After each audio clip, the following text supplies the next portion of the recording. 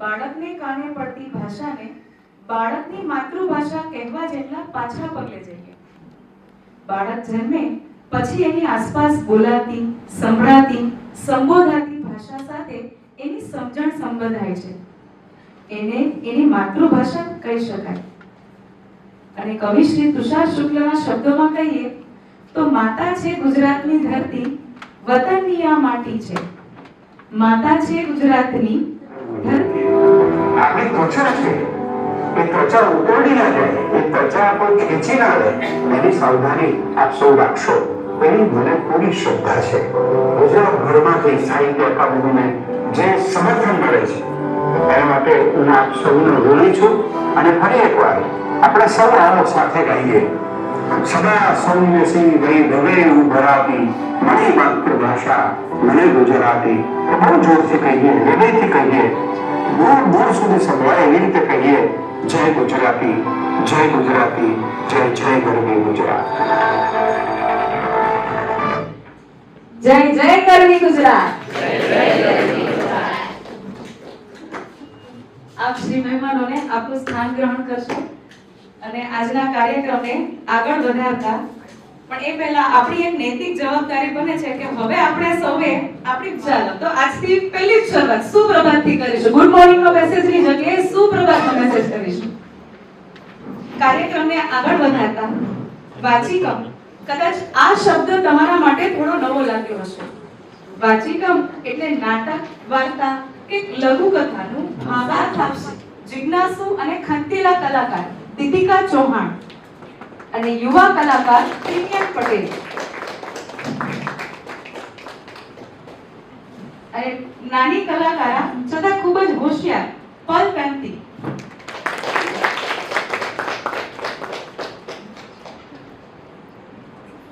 આ બધા જ આપણી સામે ગુજરાત સાહિત્યની અલગ અલગ પ્રખ્યાત વાર્તા અને લેખ અને નાટકનું વાંચન રજૂ કરશે.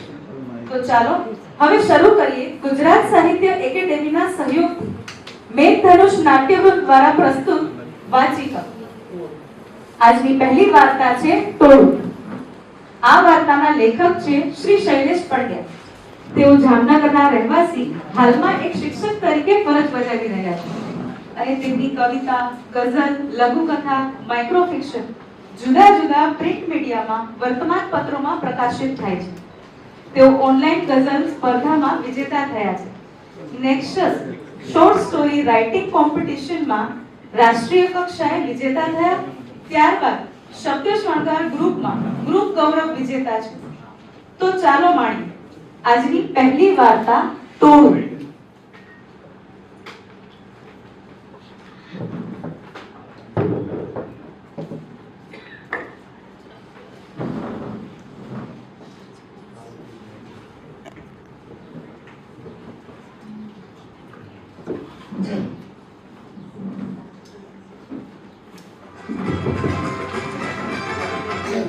બાપુ, આજે તો માં આવશે ને? તમે કીધું તું ને કે આઠમમાં માં આવશે. આજે આઠમ જ છે. નાનકડી દીકરી વાસુનો પ્રશ્ન સાંભળી નકાની આંખો ભીંજાણી. આડું જોઈને માત્ર ઉદ્ગારો મોંમાંથી સર્યા. મનમાં તો ધુમાસાણ મચ્યું હતું. કેવી ભોળી છે વાસુ. અને કેમ સમજાવું કે જે મરી જાય છે એ પાછા ક્યાં આવે છે? જીવન મૃત્યુ એ ઈશ્વરના હાથમાં છે. આ મનેકના હાથમાં થોડું છે. અને હા બાપુ, આજે જલેબી લઈ લેશું. માને બહુ ભાવતી હતી ને, તો એને આપીશું હો. નવા કપડાં પહેરીને બાપ દીકરી નીકળી પડ્યા છે.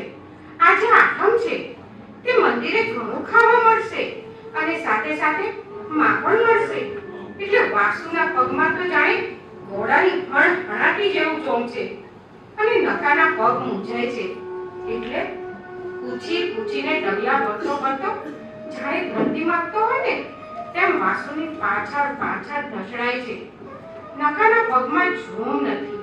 નિરાશાની કાળી ચાદર ઓઢેલું એનું મોઢું છટ્ટે દાડે કાળું મેશ જેવું પાસે છે. જોનારને તો ઠીક, નક્કાને ખબર છે કે એની કાળાશ કેવી ઊંડી છે. પણ ખેર, આજ વાસુને કેમ સમજાવશે?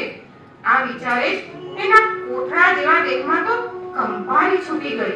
બાપુ જલેબી જલેબી. વાસુએ ઘરમાં ભ્રમ જલેબી જોઈ અને એક દુકાન તરફ આંગળી ચીંધી ને નકાને અટકાવ્યો.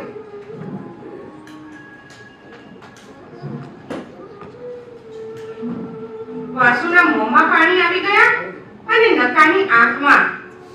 કિસ્સો ને નસીબ બે ખાલી ક્યાંથી જલેબી લઉં? ભિખારીના નસીબમાં જલેબીના ગૂંચળા ના હોય બેટા, દુઃખના ગૂંચળા જ હોય. નકો મૂંઝાયો. શું કેવું આ વાસુને? ભિખારીની જાતને કોણ જલેબી આપશે? કેમ વાસુને સમજાવી એ વિચારતો વિચારતો નકો ઊભો રહ્યો. પણ દીકરીનું માન રાખવા કંઈક તો કરવું પડશે. અને નકાની આંખમાં ચમકારો થયો. પણ ના, છેલ્લે ચોરી કરતા પકડાયો ત્યારે જમાદારે કેવો માર્યો હતો. અનાયાસે એનો હાથ પેટ પર જઈ ચડ્યો અને પીઠ પર ચરચરાટી થઈ. તાજો જ ઘા. તાજો જ ઘા હોય એમ એના મોંમાંથી દર્દનો સણકો નીકળી ગયો. પણ આજ તો વાસુ ક્યાં માને એમ હતી. નકાએ ઉપર તરફ બે હાથ જોડીને આજીજી કરી. હે ભગવાન, હે મારા નાથ, આજ એકવાર માન રાખી લેજે. છેલ્લી વાર મારી આ વાસુ ખાતર, મારી દીકરી ખાતર, મારા આ કાળજાના કટકા ખાતર એકવાર લાજ રાખજે. અને નકાએ વાસુને એક ઓટા પર ઊભી રાખી દીધી. ધીમે ધીમે દુકાનને ઓથારે જેમ તેમ કરીને પહોંચ્યો અને જલેબી લેવા હાથ લંબાવ્યો. આખરે નકાએ દુકાનદારનું ધ્યાન ચૂકવી બે કૂતરા ઉપાડી જ લીધા. પણ હાય રે નસીબ, એનું નસીબ બદનસીબીની ચાદર ઓઢી પહેલેથી જ જાણે બે ડગલા આગળ હાલતું હોય એમ જેનો ડર હતો એ જ થયું. જેવા નકાએ બે કૂતરા ઉપાડ્યા કે તરત જ શેઠની નજર એના પર પડતા જ શેઠનો અવાજ આવ્યો, ચોર ચોર, પકડો, સાલાને ભિખારીને પકડો. નકો વાસુને ઉપાડી મુઠ્ઠીઓ વાળીને ઊભી બજાર વીંટતો ભાગ્યો જાય. પાછળ પાછળ ટોળાની આગેવાની લઈને શેઠ પણ હાંકોટા પાડતા જાય. ચાલો ચોર તો કોકની ચોકડી લઈને ભાગ્યો લાગે છે. જલેબી પટ્ટી મૂકીને વાસુ લઈને ભાગતા નકાને છોકરીઓ ઉઠાવી જનારામાં ખપાવીને શેઠ સાથે ટોળું મોટું થતું ગયું. મારો સાલાને મારો. મારો મારો. ટોળાનો અવાજ પણ હવે મોટો થતો ગયો. છોકરા પકડવાની ગેંગમાં મારા છે. આ જવાને ને કહેતા મારો પકડો પકડો. ના પડકાર વધવા લાગ્યા. આખરે ટોળાએ નકાને પકડી પાડ્યો. જોરથી એક ગળદો પેટમાં પડતા જ વાસુ હાથમાંથી નીચે પડી ગઈ. નકો પેવડ પડી ગયો. ત્યાં જ માથામાં જોરથી મુક્કો. નકાની રાડ ફાટી ગઈ. આંખે અંધારા આવી ગયા. ટોળાના આને ધડ ગરડા પાટીએ નકો લોહી લુહાણ થઈ પડ્યો. ચાલો છોકરા ચોરવા નીકળ્યો હતો. બોલાવો પોલીસને. સાલાને રંગે હાથ પકડ્યો છે. કોઈકનો અવાજ સંભળાયો. નકાની આંખ ખુલી. કણસતા કણસતા એ બાપ, હું ભિખારી છું, છોકરા પકડવા વાળો ચોર નથી. અને એની લાચાર નજર વાસુ તરફ ખોડાઈ ગઈ. રડતી રડતી વાસુ આગળ આવી એટલે ટોળામાંથી કોઈકે પૂછ્યું, એ છોકરી, આ હરામી તને ક્યાંથી ઉપાડી લાવ્યો છે? તારા પપ્પાનું નામ શું છે? તને એને ક્યાંથી ઉપાડી છે? ક્યાં લઈ જાય છે? વાસુ ઉપર પ્રશ્નોની જડી વરસી. પણ વાસુ તો નકા તરફ જોતા ચોથાર રડતી હતી. ધ્રુજતા ધ્રુજતા અને રડતા રડતા નકા તરફ આંગળી ચીંધી અને શબ્દો સંભળાયા, અમારો બાપુ છે, અમારો બાપુ છે. ટોળા ઉપર જાણે વીજળી પડી.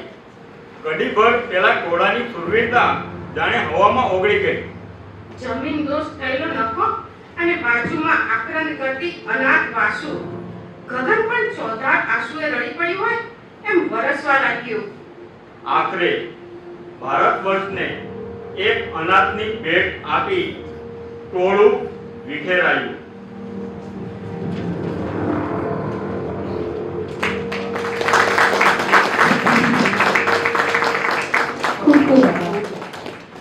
ભાવાત્મક રજૂઆત. અહીં બીજા પર થોપે ત્યારે કોઈનું જીવન વનમાંથી રણમાં ફેરવાઈ જાય છે. સમાજ આપણાથી બને છે અને આપણી એ નૈતિક જવાબદારી છે કે કોઈ પણ ઘટનાને અફવાના આધારે નહીં પણ સત્યના ત્રાજવે તોલવીને સાચું ખોટું પારખવું જોઈએ. આગળ વધતા મને કહેવું છે કે ગુજરાતી ભાષાને ગરિમા બક્ષનાર સેંકડો કવિ, લેખકો, સારસ્વતો આ ભૂમિ પર પાક્યા છે. જેમ કે કનૈયાલાલ મુનશીની ગુજરાતના ઇતિહાસની અપ્રતિમ નવલકથા શૃંખલા આપણી ગુજરાતી ભાષાની શોભા છે. એવી જ ઇતિહાસ શ્રેણીની અનુપમ ભેટ આપણને ધૂમકેતુ, રમણલાલ વ દેસાઈને જય ભીખુએ આપી છે. ઝવેરચંદ મેઘાણીએ તો સૌરાષ્ટ્રના કણે કણને એમના ખમીરવંતા શબ્દોમાં જીવંત કર્યા છે. પન્નાલાલ પટેલે ગુજરાતના ગ્રામ્ય જીવનને અદ્ભુત શબ્દદેહ આપ્યો છે. નર્મદે તો હું કલમને ખોળે છો એમ કહીને ગુજરાતી ભાષાને માતા તુલ્ય ગણી એના ખોળે એનું જીવન સમર્પિત કરી દીધું. આવી ગરવી ગુજરાતી ભાષાની વકીલાત કરી એનું સંરક્ષણ કરનાર દલપતરામ પણ ગુજરાતી. ગુજરાતી સાહિત્યના નભોમંડળમાં ચમકતા સિતારા સમાન છે. ઊંટ કહે આ સભામાં આપણે સૌએ આ કવિતા નાનપણમાં ગાઈ છે. કવિ સુંદરમે અનુસ્વાર અષ્ટકની રચના કરી આપણને અનુસ્વારનું અનુશાસન શીખવ્યું. નરસિંહરાવ દિવેટિયાની ભાવ વિશ્વને સ્પર્શતી રચના મંગલ મંદિર ખોલો દયામયથી અનેકના મન મંદિર પર દિવ્યતાના ટકોરા પડ્યા હશે. કરસનદાસ માણેકની જીવન અંજલિ થાજો રચના દ્વારા પોતાના જીવનને સાર્થક દિશામાં ડગ માંડવાની પ્રેરણા કેટલાયને થઈ હશે. હરિહર ભટ્ટની એક જ દે ચિંગારીના સર્જને ભલભલાના અંતર્મનમાં પ્રકાશના તેજ કિરણો પાથર્યા હશે. ગુણવંતરાય આચાર્યની લખેલી સાગર કથાઓ વાંચશો તો સાગર વિહારની અનુભૂતિ કરાવશે. ગોવર્ધનરામ ત્રિપાઠીએ સરસ્વતી ચંદ્ર સ્વરૂપે ગુજરાતી સાહિત્યને અનેરી સમૃદ્ધિ બક્ષી. બ ક ઠાકોરે ગુજરાતી ભાષામાં સોનેટની રચના કરી સાહિત્યનો નવોન્મેષ કર્યો. આચાર્યવર પૂજ્ય હેમચંદ્રાચાર્યજીએ ગુજરાતી ભાષાના કરેલા કાયાકલ્પ પછી આજે કવિ નરસિંહ મહેતાએ રચેલું વૈષ્ણવજન તો અત્યારે સમગ્ર વિશ્વમાં વ્યાપ્ત થયું છે. મધ્યકાળમાં અખો, પ્રેમાનંદ, મીરાનું અનન્ય સ્થાન છે. તો એમાં ધ્રુવ ભટ્ટની અકુપાર તો કેમ ભૂલાય? અને ત્યારબાદ સર્જાયેલી શૃંખલામાં વર્તમાન યુગના ઉત્તમ સર્જક કવિ આ પરંપરાને આગળ ધપાવી રહ્યા છે. તો ચાલો હવે એક સરસ મજાના નાટકનું વાચિકમ અમે સંભળાવીશું. પણ તમારે ફરી પાછું બંને કામ કરવાના છે. મનની આંખોથી જોવાનું છે અને કાનથી સાંભળવાનું છે.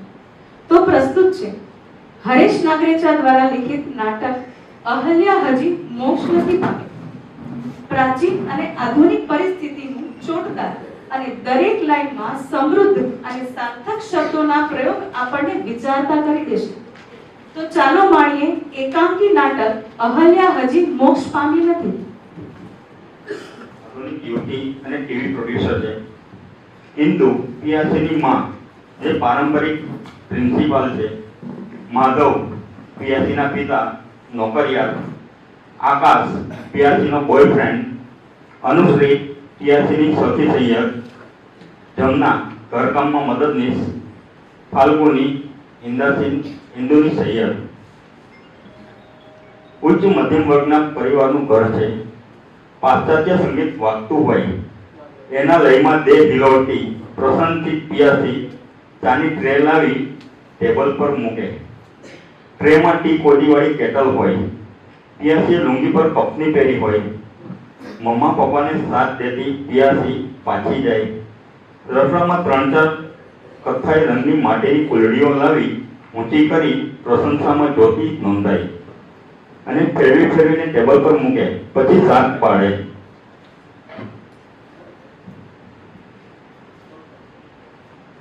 મોમ પોપ બે હાથ ઘસતી પિયાસી ટેબલ ગોઠવતી આસપાસ ફરે. સંગીતના લયમાં લચકારા લે. ત્યાં અંબોળો વાળતા ઇન્દુ ને કપીનું બટન બંધ કરતો માધવ પ્રવેશે. મોમ, પોપ, ચાલો ચા પીવા. It's ready. આમ તો રોજ અમારે તને ઢંઢોળવી પડે છે. 50 વખત ઉઠ બેટા ઉઠ. અને આજે તું વહેલી ઉઠી ગઈ એટલે શું અમારે? ઓહો, તો એમ બોલ ને, આજે આ કોયડીનું એક્સાઇટમેન્ટ છે આજે તને? આ તમે ન ઉઠ્યા ને એટલે મારે ચા બનાવવી પડી. તે એમાં શું ટુકડી પડી ગઈ તું? નહીં પપ્પા, ત્યાં નહીં, અહીંયા બેસો. ને મોમ, તું ત્યાં સામે. એ આ મોડર્ન ના કર. આ કઈ તારા દૂરદર્શનનો સ્ટુડિયો નથી કે નથી અમે તારા આર્ટિસ્ટો. ને જો આ માધવ 15 દિવસની ટૂર પછી પાછો આવ્યો છે તો અમને બંનેને શાંતિથી વાત કરવા દેજે. પપ્પા પપ્પા કરીને વચ્ચે ડબડબ ના કરતી. પીયું ચા કરતી હતી તે ચા આપને હવે. શું કપાળ આપશે મારું? કપરા કાપી લેવાવી છે. જરૂર નથી. આજે આ કુરડીમાં ચા પીશું. ધરતીના ધાવણની સોડમ આવે ને એવી આ કોરી કુરડીમાં. આપણને નવો અનુભવ કરાવવા પપ્પા છેક કલકત્તાથી લાવ્યા છે. નહીં પપ્પા? ઠીકરા લાગ્યા છે તારા પપ્પા ઢાકાની સાડીના બદલે. This is not fair, Indu. છોડો ને પપ્પા. આમ તો મમ્મા એડવાન્સ એજ્યુકેશન સ્કૂલની પ્રિન્સિપલ છે, પણ એની અપેક્ષાઓ ટ્રેડિશનલ ઢાકાની સાડી. પિયાથી ટી કોજી કાઢી કુલડી ઉપાડે ને ઘંટી પૂછી લે છે. જો તો બેટા આ કુલડીઓ આમ તો સરસ કાઢેલી છે. આપણે એને ચીતરીને રોનકદાર બનાવીને ટેબલ પર ગોઠવીશું. સરસ દેખાશે. Oriental decopiece, ashtray, pen holder. એ રાખ તું તારી પાસે. તારા ભાગની કુરડી તું જ બનાવજે. એનો ડેકો પીસ ઓરિએન્ટલ. પપ્પા ચાલો ને આપણે ચા પીએ આ કુરડીમાં. એને ટેસડાથી ચાય ચાય, કુરડીની ચાય, ગરમ ચાય. ટ્રેનની બારીમાંથી જોતો હોય એમ માધવ ચાનો ઓર્ડર આપે. એક થોડી એક ચાય દો. તને જોઈએ છે કુરડીમાં કે પછી કાચનો કપ લઈ આવું સફેદ ચાઇના બોર્ડના ફૂલવાળો? એવી જિદ્દી છે ને બસ ધાર્યું કરીને જ જમશે. પિયાથી ચા આપે, પોતે લે, પછી ખુરશીમાં ગોઠવાઈ ધારથી કુલડી પકડી લિજ્જતથી ચૂસકી લે. વાહ, ફેન્ટાસ્ટિક. કોણ? ચા, કુલડી કે પછી તારો પપ્પો? પપ્પા આ કુરડીનું કોરાપણું ચાના સ્પર્શે ફીણ જેવું પરપોટાય છે. As if sharing the secret, whispering. પપ્પા કાલે પણ ફરીથી ચા પીશું આ જ મીઠી કુરડીમાં. ના હો, નથી પીવાની. આ વપરાયેલી કુલડી પછી શું કામની? તો તું ન પીતી, તું તો છે જ એવી. પીયું થોડી ચા આપને વધુ. અને હા, તમે બંને જીવાજોડી પછી કરજો. આટલા લાંબા સમય પછી હું ઘરે આવ્યો છું તો સોસાયટીમાં કઈ નવા જૂની થઈ હોય તેની વાત કરો ને. જેથી ચોતરે બેઠા બેઠા એને કુલડીમાં ચા ચસુકતા હોય અને ચોવટ કરતા હોય તો મજો પણ થોડો આવી જાય. તમે શું પપ્પા આ ડોસીની જેમ પંચાયત કરો છો? હા તો તું ન સાંભળતી, ચા ચૂસક અને શાંતિથી બેસ. પપ્પા આ કુરડીમાં ચા પીએ ને તો તમને લાગે કે you belong to this earth, this માટી. વાવ. ઇન્દુ બોલ, છે કઈ નવા જૂની? અરે હા, આ જયા માસીનો મરું નથી એ પાછી નોકરી છોડી દીધી. મમ્મા યાર સ્ટોપ ઇટ. અને આ સેસમાં કઈ ખોટ ખાધી હશે કે શું? આ કિશોરભાઈ તો બધે જ મોઢું સંતાડતા ફરે છે. મમ્મા આ કિશોર અંકલ તને શું કઈ આડા આવે છે? અરે પેલી ચંપકલાલની ચાપલી સીમા ને એનો કોઈ મદ્રાસી જોડે ભાગી ગઈ. આમ હું કોઈના જોડે ભાગી જાઉં અને બીજાઓ આપણી કાકલી કૂટશે તો તને ગમશે? બોલી ભાગી ગઈ. હું તારા પપ્પા જોડે વાત કરું છું ને, એમાં તું કેમ આટલી અકળાય છે? ઇન્દુને આગળ બોલતી અટકાવવા પિયાસી એના મોં પર હાથ દાબે અને ટીવી એનાઉન્સરની અદામાં તો અબ મિલતે હૈ બ્રેક કે બાદ. ઇન્દુ બોલ, બીજું કઈ છે? અરે હા, આ ભોય તળિયે પેલો મજેઠિયો નથી હા, એની રીંકુ એના પર બળાત્કાર થયો. ઓહ શિટ. અરે એમની ઓફિસનો જ માણસ હતો. ઘરે ફાઇલ લેવા આવ્યો હતો. તે ઘરમાં કોઈ જ નહીં. તે તક જોઈને ત્રાટક્યો. પછી પછી શું, બિચારી વપરાઈ ગઈ. હવે કોઈના શું કામની? પિયાસી વિસ્ફોટતા કુલડી ટેબલ પર પછાડી તાળું કે. મમ્મા હૈયે હતું એ જ હોઠ પર આવ્યું ને તારા. પિયાસી એકાએક ફરી જતી રહે. હિન્દુ માધવ ઊભા થઈ અને ઢગાઈ એકબીજા સામે જોઈ રહે છે.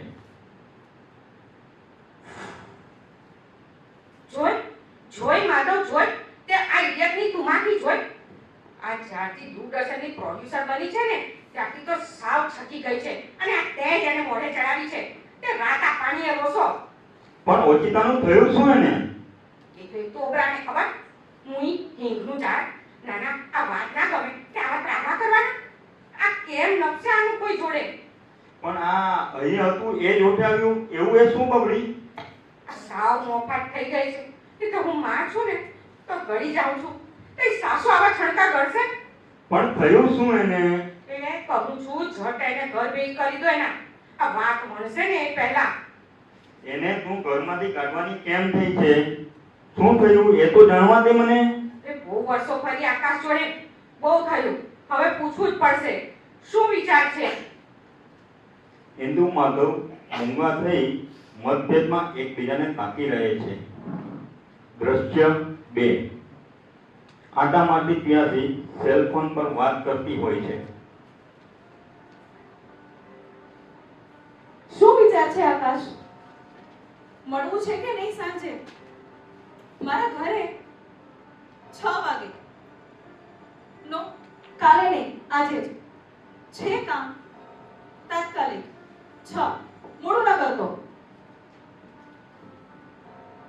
મમ્મી આવું કેમ બોલી હશે? રિંકુ કોઈના શું કામની આવે? એટલે શું એ કુરડી છે? કાકી, માસી, ફોઈ, ભાભી, શું સ્ત્રી માત્રના મનમાં આવું જ હશે? કેમ ખબર પડે? પૂછવું જોઈએ. મનમાં સવાલોનું તોફાન લઈ ત્યાંથી એક પછી એક અલ્પામાંથી કુસુમ કાકી, માધવી, તારા ભાભી, શ્વેતા, જયા આંટી, ઉમંગ ફોઈ, પાલુબેન બધાને ફોન પર વાતો કરી પોતાનો જવાબ મેળવવાનો પ્રયત્ન કરતી રહે છે. દ્રશ્ય 3. ડ્રોઈંગ રૂમમાં પેપર વાંચતી ઇન્દુ બેઠી છે. ફોન વાગે. ઇન્દુ ઉઠે અને લેવા જાય ત્યાં બંધ થઈ જાય. બેસે ત્યાં ડોરબેલ વાગે. ઉપરા ઉપરી જેથી કટોકટી પણ અનુભવાય છે. ઇન્દુ દરવાજે જાય ત્યાં ફોન વાગે. ઇન્દુ અવગણે છે અને પોતાની સખી ફાલ્ગુની જોડે પાછી ફરે. શું થયું? આમ ધોવાકુવા કેમ છે? છોકરી થઈને આવા પ્રશ્ન પૂછાય? બેશરમ ક્યાંની? કોણ બેશરમ? તારી નફટ પીયુળી, બીજું કોણ?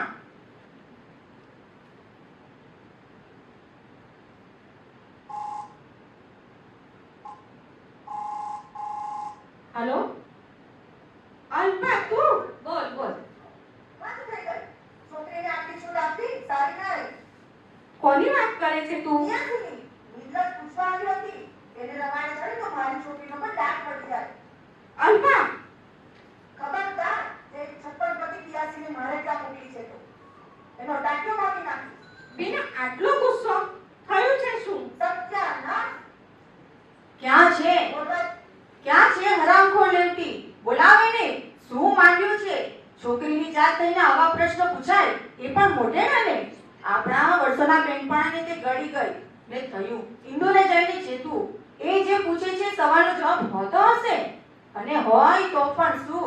પિયાસીને સમજાવ, ઈજ્જતના પાલુડા કરતી અટકાવ. પાલુ પણ ઉંમર સંબંધી અમાન્ય રાખવાની કે બસ બેફામ બોલવાનું? 50 વર્ષથી મને પૂછતા ઈ ફાટી કેમ ન પડી? તું તો શિક્ષક છો. ઘરની દીકરી પર કોઈ શિસ્ત સંયમ કાબુ છે કે નહીં? અરે પણ થયું શું? એ તો પોટપાટ. ગઈકાલે ઘરે આવી હતી. હું તો રાજી થઈ ગઈ. આવ પીઓ બેટા, બેસ. તો તોજડી મને કહે બેસવા નહીં, પૂછવા આવી છું. મને થયું સુને ડાયું પૂછશે. મારી તો ચીસ નીકળી ગઈ. ઇડિયટ, આવો પ્રશ્ન તને સૂચ્યો જ કેમ? મને ગુસ્સામાં સમસમતી જોઈ તે તરત ચાલી ગઈ. નહીં તો તેના ઝટિયા ચાલીને ટોટો પીસી નાખત. પાલુ છોકરીનું કાંઈ કર, નહીં તો નખો દોડશે. અંબોળો વાળતી ધુઆ ફાલ્ગુની જતી રહે અને વોર્નિંગની જેમ સતત ફોન રણક્યા કરે છે.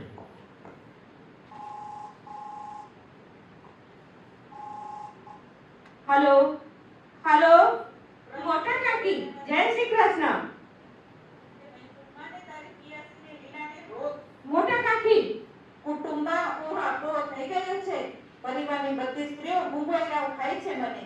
કાકી આ ઢાંડીનું કંઈક કરો. હું જઈને બધાને પૂછે છે આજે કઈ સવાલ છે? આનો શું હોય જવાબ?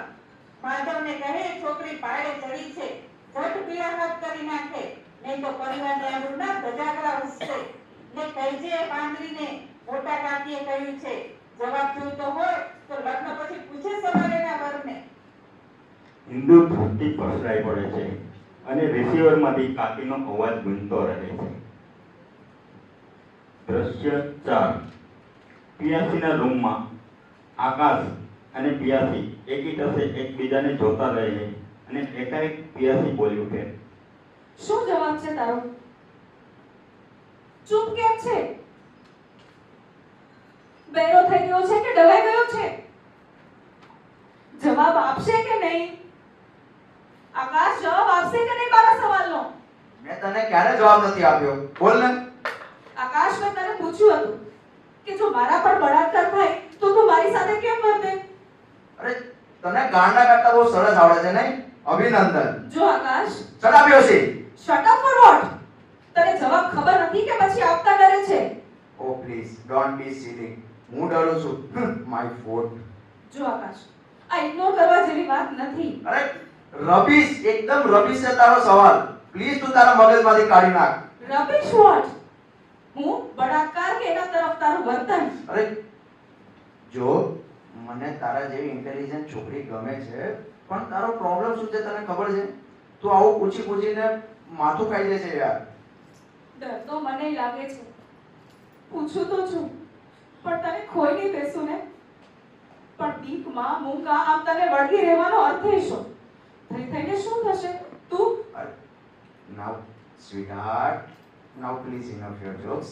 એક કામ કરીએ, ચાલો આપણે પિક્ચર જોવા જઈએ. No, I am not a joke, I am dead serious. અરે હું પણ એ જ કહું છું, બી સિરિયસ. ચાલો પિક્ચર જોવા જઈએ. જો આકાશ, આજ પછી આપણા મળવાનું તારા જવાબ પર નિર્ભર હશે. You may go. દોરબેલ વાગે. આકાશને માન્યમાં ના આવે એ પિયાસીને જોઈ રહે. પિયાસી જતા જતા ઉમેરે. ને જવાબ હોય ને ત્યારે જ પાછો આવજે મળવા. લિસન યોશી, તું પિયાસી અનુજથી જોડે ડોર ઉપરથી લઈને પાછી ફરે. આકાશ અનુશ્રી બંને હાઈ કરે છે. ત્રણેય ડ્રોઈંગ રૂમમાં આવે અને વાતાવરણમાં તાણ અનુભવાય. આકાશ ખોટે ટાઈમે આવી છું કે શું? ના ના, તું ટાઈમસર જ આવી છે. આકાશ જાય છે અને જવાબ હોય ને ત્યારે પાછો આવજે. તદ્દન ઇડિયોટિક છે તારો સવાલ. Hypothetically I don't like it. Don't like it what? Me your question. Just go to hell with your question. આકાશ જવા દે શમરૂપને. યુ નો બેને પાછા લડ્યા છો કે શું? કઈ વાત પર? છોડ, કાલે રેકોર્ડિંગ છે. ચાલ સ્ક્રિપ્ટ કાઢ.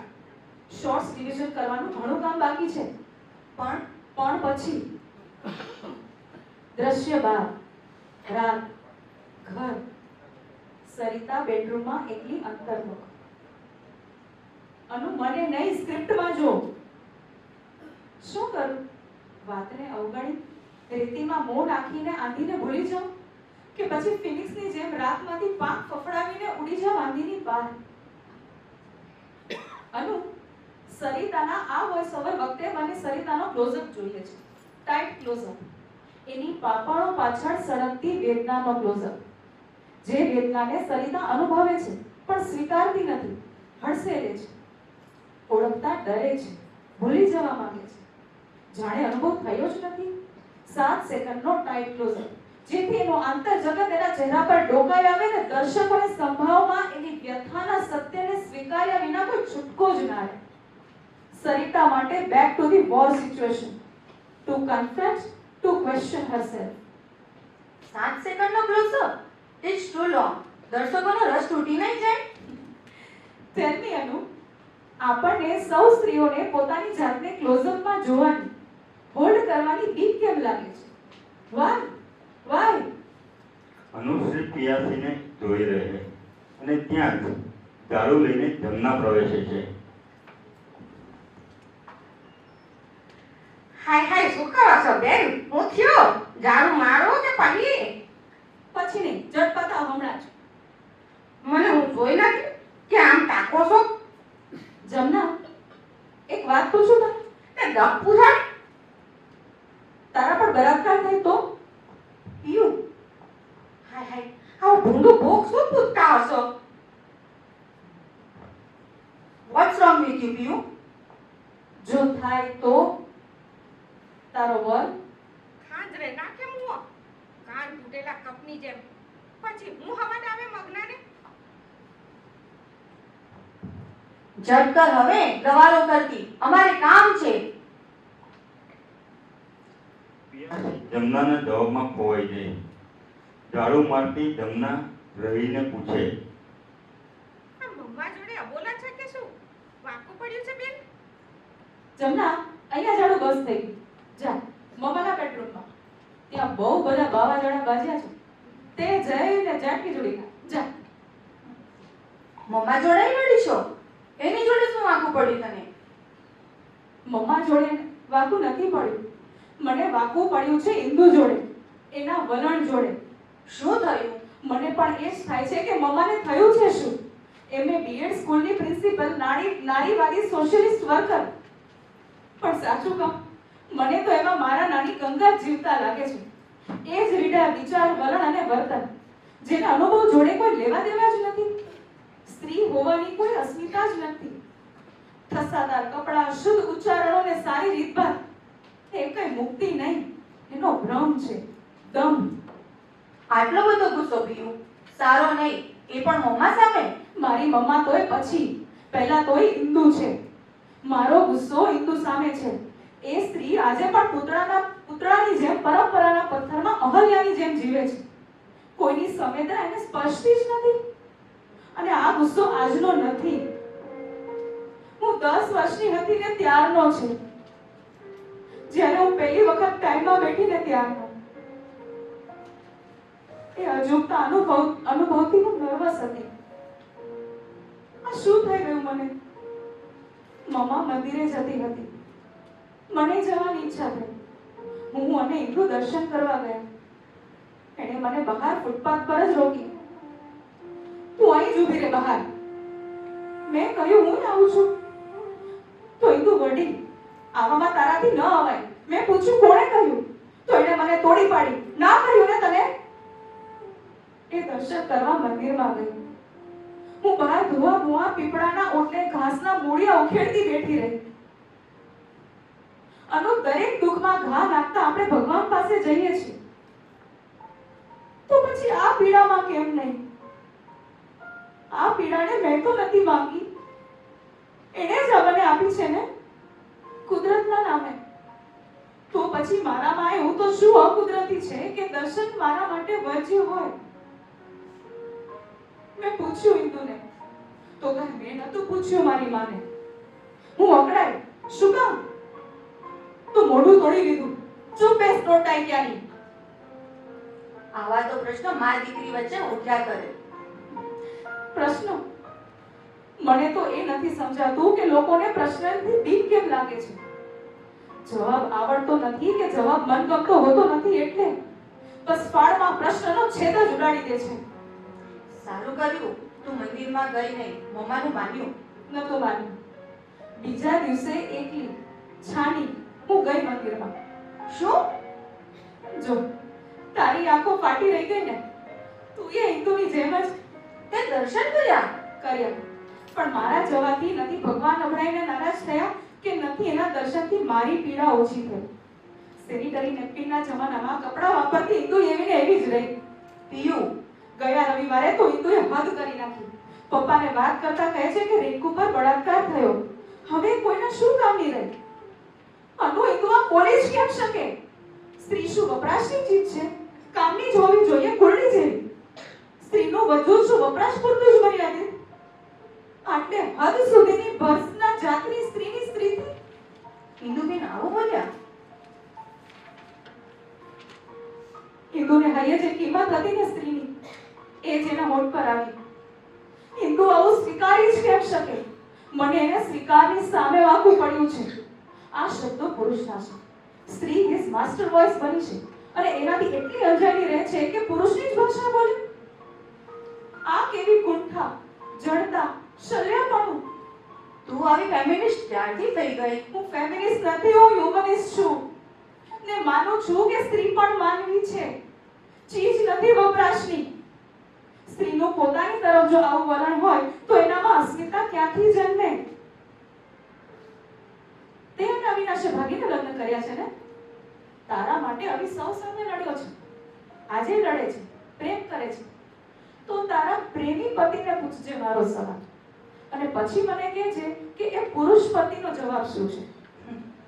હવે મને બધું ચાલશે. એનો જવાબ હું તને આપું છું ને. અવી તારી ધારણા, ઈચ્છા ને અપેક્ષા છે. એનો જવાબ મળે ને પછી કહેજે. તું તો હદ કરે છે પિયુ. તને ન ગમ્યો ને? કોઈ પણ સ્ત્રીને આ પ્રશ્ન નથી ગમ્યો, ન કાકીને, ન માસીને, ન ફોઈને. પ્રશ્ન સાંભળીને બધા છડી મારે છે. આકાશ અકળાયો, તું એક શુદ્ધ થઈ ગઈ. ખબર નથી પડતી મારો પ્રશ્ન ખોટો છે કે પછી પ્રશ્નનો જવાબ કડવો છે. અનુશ્રી, તને જવાબ ખબર છે અને એટલે જ કોણ હોય એમ પ્રશ્નથી ભાગતી ફરે છે. You mean? જો તું પણ ભાગી જ રહી છે ને. અનુ, ભલે બધા મને તિરસ્કૃત કરે પણ તક મળશે ને તો ચોકમાં ઊભી રહી આ શહેરની દરેક સ્ત્રીને હું પૂછીશ, જો તમારા પર બળાત્કાર થાય તો પછી તમારો વર તમારી જોડે કેમ વર્તશે? એની કોઈ વખત કલ્પના કરી છે? You have wonders Piyu. તારો સવાલ તને મુબારક. ચલ હું જાઉં છું. બાય. હું દરવાજા સુધી આવું છું ને તને મૂકવા. બંને જાય. આકાશ એકલી મૂંઝાતી પિયાસી ડ્રોઈંગ રૂમમાં પાછી ફરે છે. અનુ પણ નારાજ થઈને ગઈ. એક પ્રશ્ન સામે આટલો બધો ઉહાપો. લોકોને થઈ ગયું છે શું કે પછી something is wrong with me? રોષમાં પિયાસી અંતર્મુખ થઈ હિન્દુ માધવ પ્રવેશે અને પિયાસીનું ધ્યાન જતાં જ એ ઊભી થઈ ડ્રોઈંગ રૂમની બહાર જવા જાય ત્યાં હિન્દુ ફફડે છે. પિયુ, ઊભી રહે. બેસ. આ ક્યાં સુધી કોબરો ચડાવીને ફરવાની છે? પ્લીઝ મોમ, પાછું શરૂ ના કરતી. તે વાંક પૂછું પડ્યું છે તો ફાટ તો કઈ ખબર પડે. પિયાસી ફરી અપલક તાકી રહે અને પ્રતિકારમાં પોતાના રૂમમાં જતી રહે. હિન્દુ સમસમે છે. માધવ, આ છોકરીનો દિલ ફરી ગયો છે કે શું? આ વખતે તો નહીં ચલાવી લઉં. એ તારા ત્રાગાથી ડરી નહીં જાઉં. તું જીને ચડી હોય ને તો હુંય તારી માં છું. જવાબ આપવા ધુઆ પિયાસી પાછી ફરી ડોકાઈ. સંઘર્ષનો સોપો પડે. પિયાસી તાકી રહે. પછી રહીને અવિવેક ન થઈ જાય એટલે બોલ્યા વગર જ જતી રહે અને હિન્દુ ફરી તાળું કે જા પડ ખાડામાં. આખરે શું થઈ છે આમ? માં દીકરી 7 દિવસથી મોરચો માંડીને બેઠા તો સામે તે શેનો છે મને પૂછવા તો દે. માધવ પિયાસીના રૂમમાં જાય. હિન્દુ ક્ષણમાં અનુસરે. લાડ કરતો માધવ પિયાસીની બાજુમાં બેસે અને પિયાસીને પૂછે છે, બેટા આટલો ગુસ્સો શાનો છે? મને તો કેમ? કહીશ તો તમને ગમશે નહીં. એ ક્યાંથી અમારા ગમનની ચિંતા કરવા માંડી? આ ભણી હવે ભણ અને મોટાના માન મર્યાદા રાખતા શીખ. તો મર્યાદા રાખવા જ તો બોલતી નથી. તો શું ગાંડાની જેમ બધાને પૂછે છે? આ સ્ત્રી કહીને સ્ત્રીઓને આવું પૂછતા શરમાતી નથી? કેવું? મને તો કોઈ કહો. એ રહેવાતું ના હોય ને તો ઝટ પડી જાવ.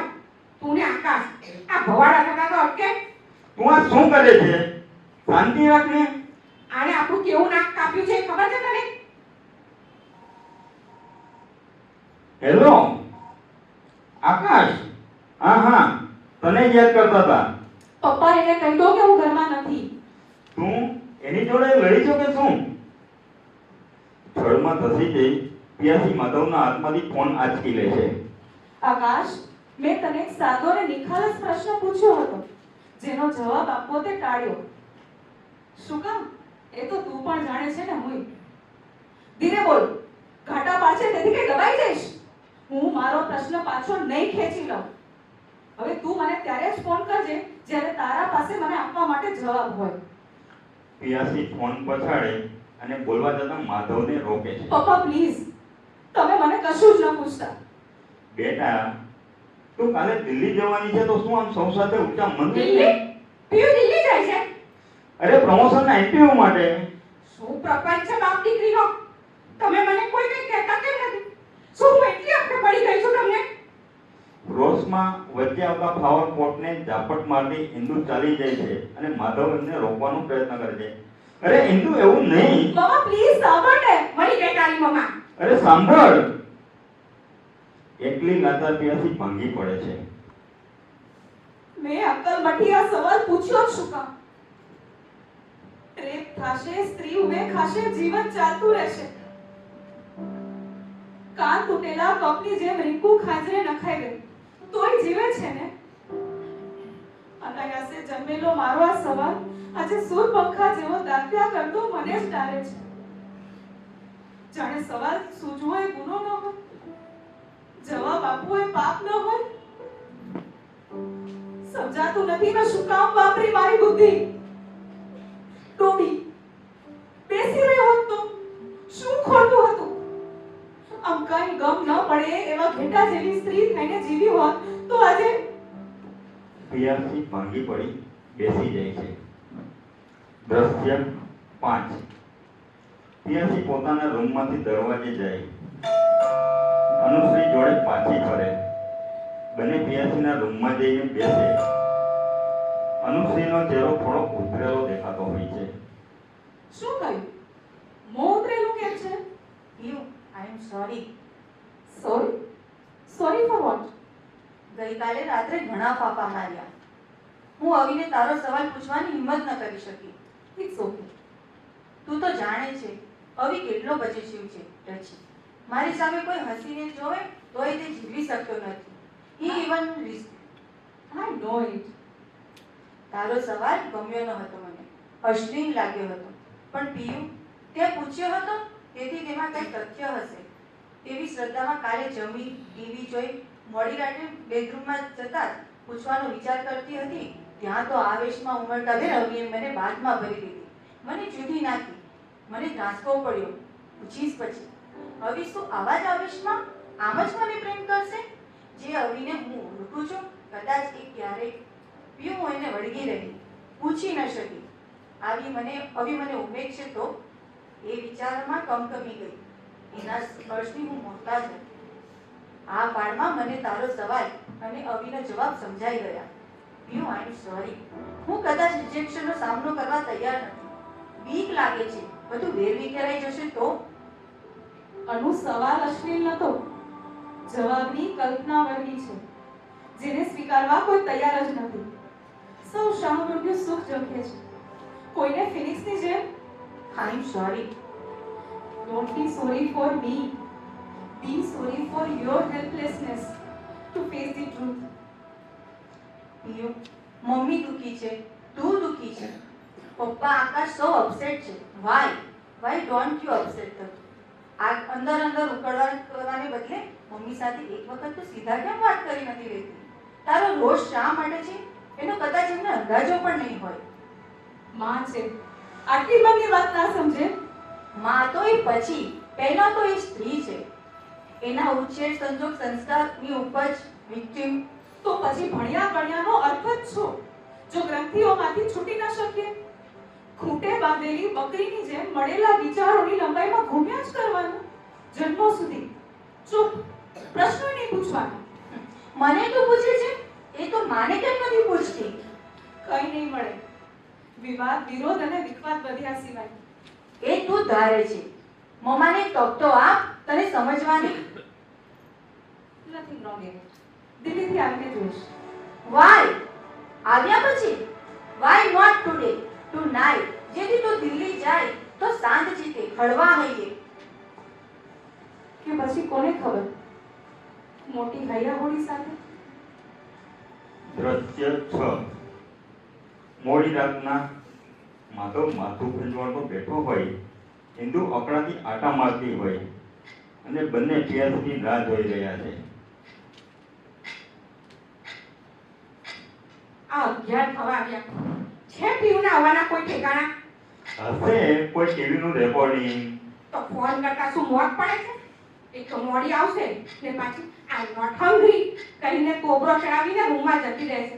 ત્રાસી ગઈ છું હું તો એને ત્રાગાથી. એ કરશે એ જે કરવું હોય છે. નાની નથી હવે. આમ જ તે એને મોડે ચડાવી છે. એવો કે મેં શું ગુનો કર્યો? આ દીકરી આમ ઘરમાં હરતી ફરતી હોય અને માં જોડે હરભઈ ના બોલે. તો તું ક્યાં બોલે છે? ધીરજ રાખ. ઉફાળો અવસર છે એટલે બોલશે આપણી. કાલે મોર્નિંગની ફ્લાઇટમાં તો દિલ્હી જાય છે. શું બોલશે? ભૂત! કોને ખબર આકાશી ક્યાં સુધી સહન કરશે આ પીરુના ફેફડા. આ 2 વાર મળવા આવ્યો. ક્યાં મળી? આટલો અહમ છોકરી માટે સારો ના કહેવાય.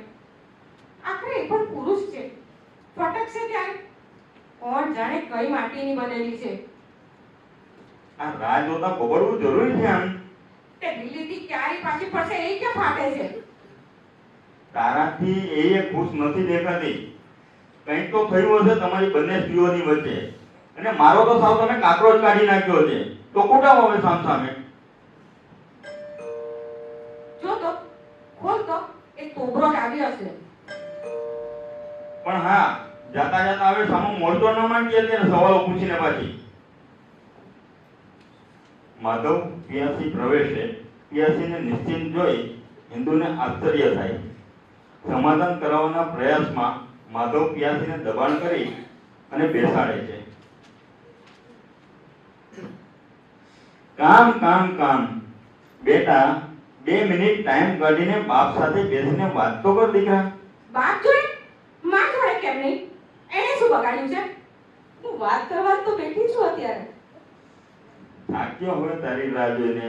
ચાલ હવે હું જાઉં છું. તમે કરો તમારી ગુપ્તગુ. તું ક્યાં જાય છે? વાતમાંથી વિખવાદ જાગે તો મધ્યસ્થની જરૂર પડશે. આવી દેશતમાં હિન્દુ માધવને બેસાડે છે. બેસ અહીં. પપ્પાને જવા દે. મારે એમની જોડે નહીં, તારી જોડે વાત કરવી છે. તે એ ક્યાં તને આડા આવે છે? બોલને શું છે?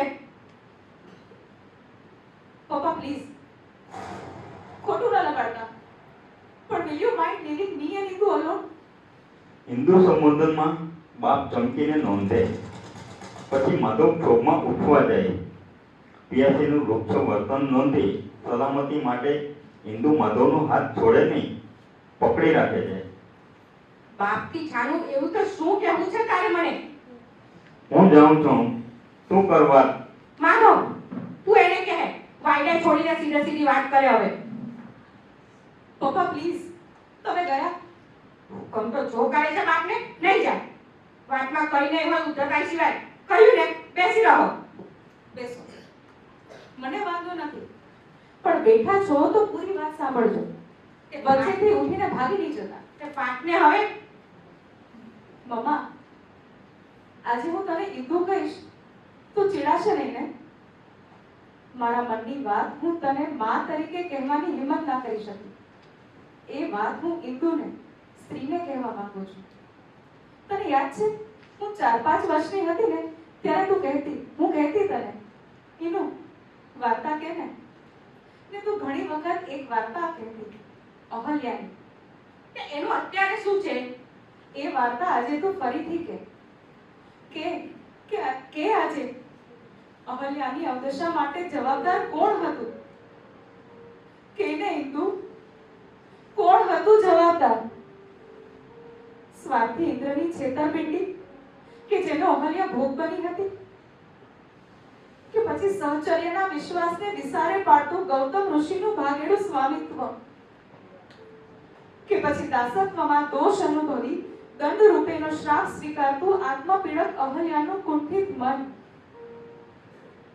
કોણ ઇન્દુ, કોણ? કે ને કર આજે વાર્તા પૂરી. ત્યારે મને વાર્તા સાંભળવી ગમતી. એ પાણીનો છટકાવ ને અહલ્યા શલ્યા બની જતી. કેટલું અદ્ભુત! પણ હું ઉદાસ થઈ જતી. ઇન્દુ, ગૌતમનો શ્રાપ સાચો પડ્યો, પણ શ્રાપની શક્તિ ગૌતમના શબ્દોમાં નહોતી, અહલ્યાએ કરેલા એ શબ્દોના સ્વીકારમાં હતી. ઇન્દુ, તું જ્યારે એમ બોલીને કે રીકુ હવે કોઈના શું કામની રહી, ત્યારે એમાં પરંપરાગત પુરુષના વપરાશ પૂરતા દાસત્વના સ્વીકારની ગંધથી હું વિદ્રોહી ઉઠી. નહીંતર તું આ બોલે જ કેમ સ્ત્રી થઈને? તારા આવા જળ વળલમાં મને શલ્યામાં સપડાયેલી અહલ્યા અનુભવાય. હિન્દુ કે આપણામાંનું જાતદ્રોહી દાસત્વ એવું તે કેવું સ્ત્રીના અચેતન મનમાં ઘર કરી ગયું છે કે સ્ત્રી પોતાને પુરુષની ભાષામાં જ બોલે? આવી કુંઠા અહલ્યામાંની શલ્યા નહીં તો બીજું શું? એ ક્યારે મોક્ષ પામશે?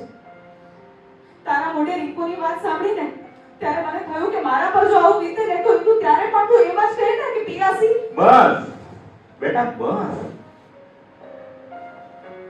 હિન્દુ, આજે હવે હું તને પૂછું છું, જો તારા પર આવો પ્રસંગ પડે તો શું માધવને તું કોઈના કામની ના રહે?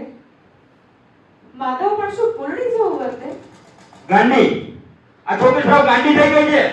એનો ધંધો મારે ના મોઢે. ગુસ્સો આવે છે ને? પણ તું જ કે તમારા 30 વર્ષના પ્રસન્ન દાંપત્યને શું દેશભક્તના ત્રાજવે બોલાવવાનું? તમારા સહચર્યમાં અનુભવેલી સંવેદનાઓને ત્રાજવે નહીં? માધવ શું એક પ્રસંગના કારણે વર્ષોના પ્રસન્ન દાંપત્યને ભૂલી જાય? હિન્દુ સવાલનો સ્વીકાર એ સ્ત્રીનો રામ અને સવાલનો પ્રામાણિકપણે જવાબ એ શ્રીરામ સ્પર્શ. મારે તો મેળવવો જ રહ્યો. આ સ્ત્રી કોઈ દેહ વાંછન નથી કે ન છૂટકે વંઢોરવી પડે. હું ફક્ત શરીર નથી, આ શરીરમાં ધબકતી સંવેદનાઓની સહચર્યની અનેક સંભાવનાઓ છું. એને હું ન ભૂલીશ કે ન ભૂલવા દઈશ. સવાલો પૂછી. બસ મારી અહલ્યા બસ. હજી કેટલું સંભળાવશે તારી માને? હિન્દુ, હું માને નથી સંભળાવતી, હું સ્ત્રીને ઢંઢોળી રહી છું.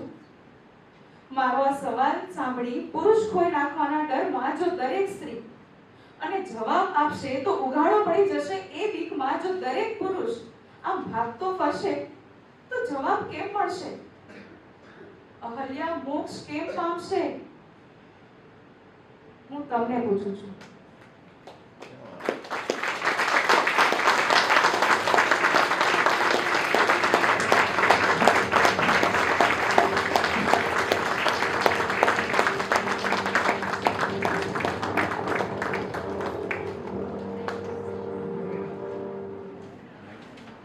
આશા રાખું છું આપ સૌને અમારી આ પ્રસ્તુતિ ગમી હશે.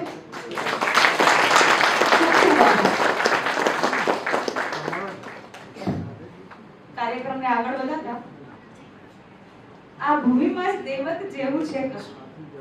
આ ભૂમિમાં જ દૈવત જેવું છે કશું. વાવો મહાભારત ને ગીતા નીકળે. હજુ ક્યાંક ધબકે છે લક્ષ્મણ રેખા. રાવણો જ્યાંથી બીતા બીતા નીકળે. શું તાસીર છે આ ભૂમિની હજી? રાજા જનક જેવા હળ હાકે ને સીતા નીકળે.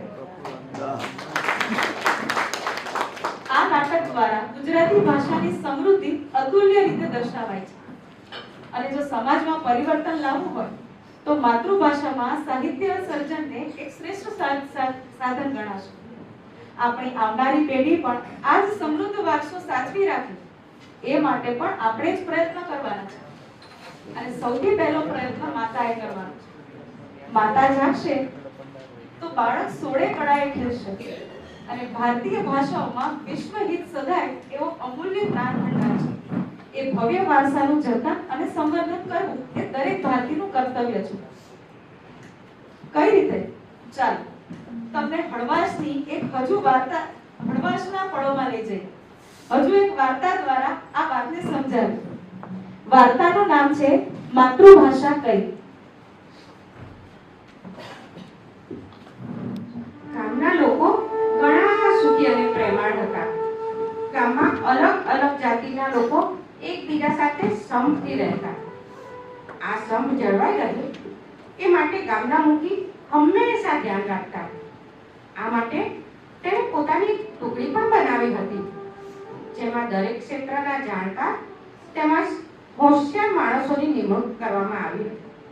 આથી ગામનો વહીવટ પણ સારી રીતે ચાલતો. એકવાર આ ગામમાં એક મોટો જાદુગર આવ્યો. એ ખૂબ જ લાલચુ અને કપટી હતો. જાદુગર એવા તો જાદુ કરતો કે લોકો દંગ રહી જાય. વળી આ જાદુગરે જગતપુર વિશે ઘણું સાંભળ્યું હતું. તેને આ સુંદર ગામ પચાવી પાડવાનું મન થયું. તેથી તે ગામમાં આવીને મૂકીને મળ્યો. તેણે મૂકીને જણાવ્યું, કેમ છો બાપુ? સાંભળ્યું છે કે તમારા ગામના વહીવટીઓ પાસે દરેક સવાલનો જવાબ હોય છે, તેમજ તેઓ કોઈ પણ મુશ્કેલી ઉકેલી શકે છે. મુખીએ પણ ગૌરવ સાથે જવાબ આપ્યો. હા, સાચી જ વાત છે. જાદુગરે આગળ વાત કરતા કહ્યું, અરે એમ? તો જો હું જે કોયડો આપું એ કોયડો તમારા ગામનો કોઈ પણ માણસ ઉકેલી આપે તો તમે કહેશો તે ઇનામ તમને આપીશ.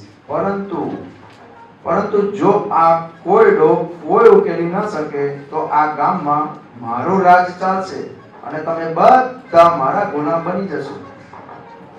મુખીએ પણ તેની વાત સ્વીકારી લીધી અને ગામમાં ઢંઢેરો પીટાવ્યો. ગામના લોકો બધા નક્કી કરેલા સમયે અને સ્થળે પહોંચી ગયા.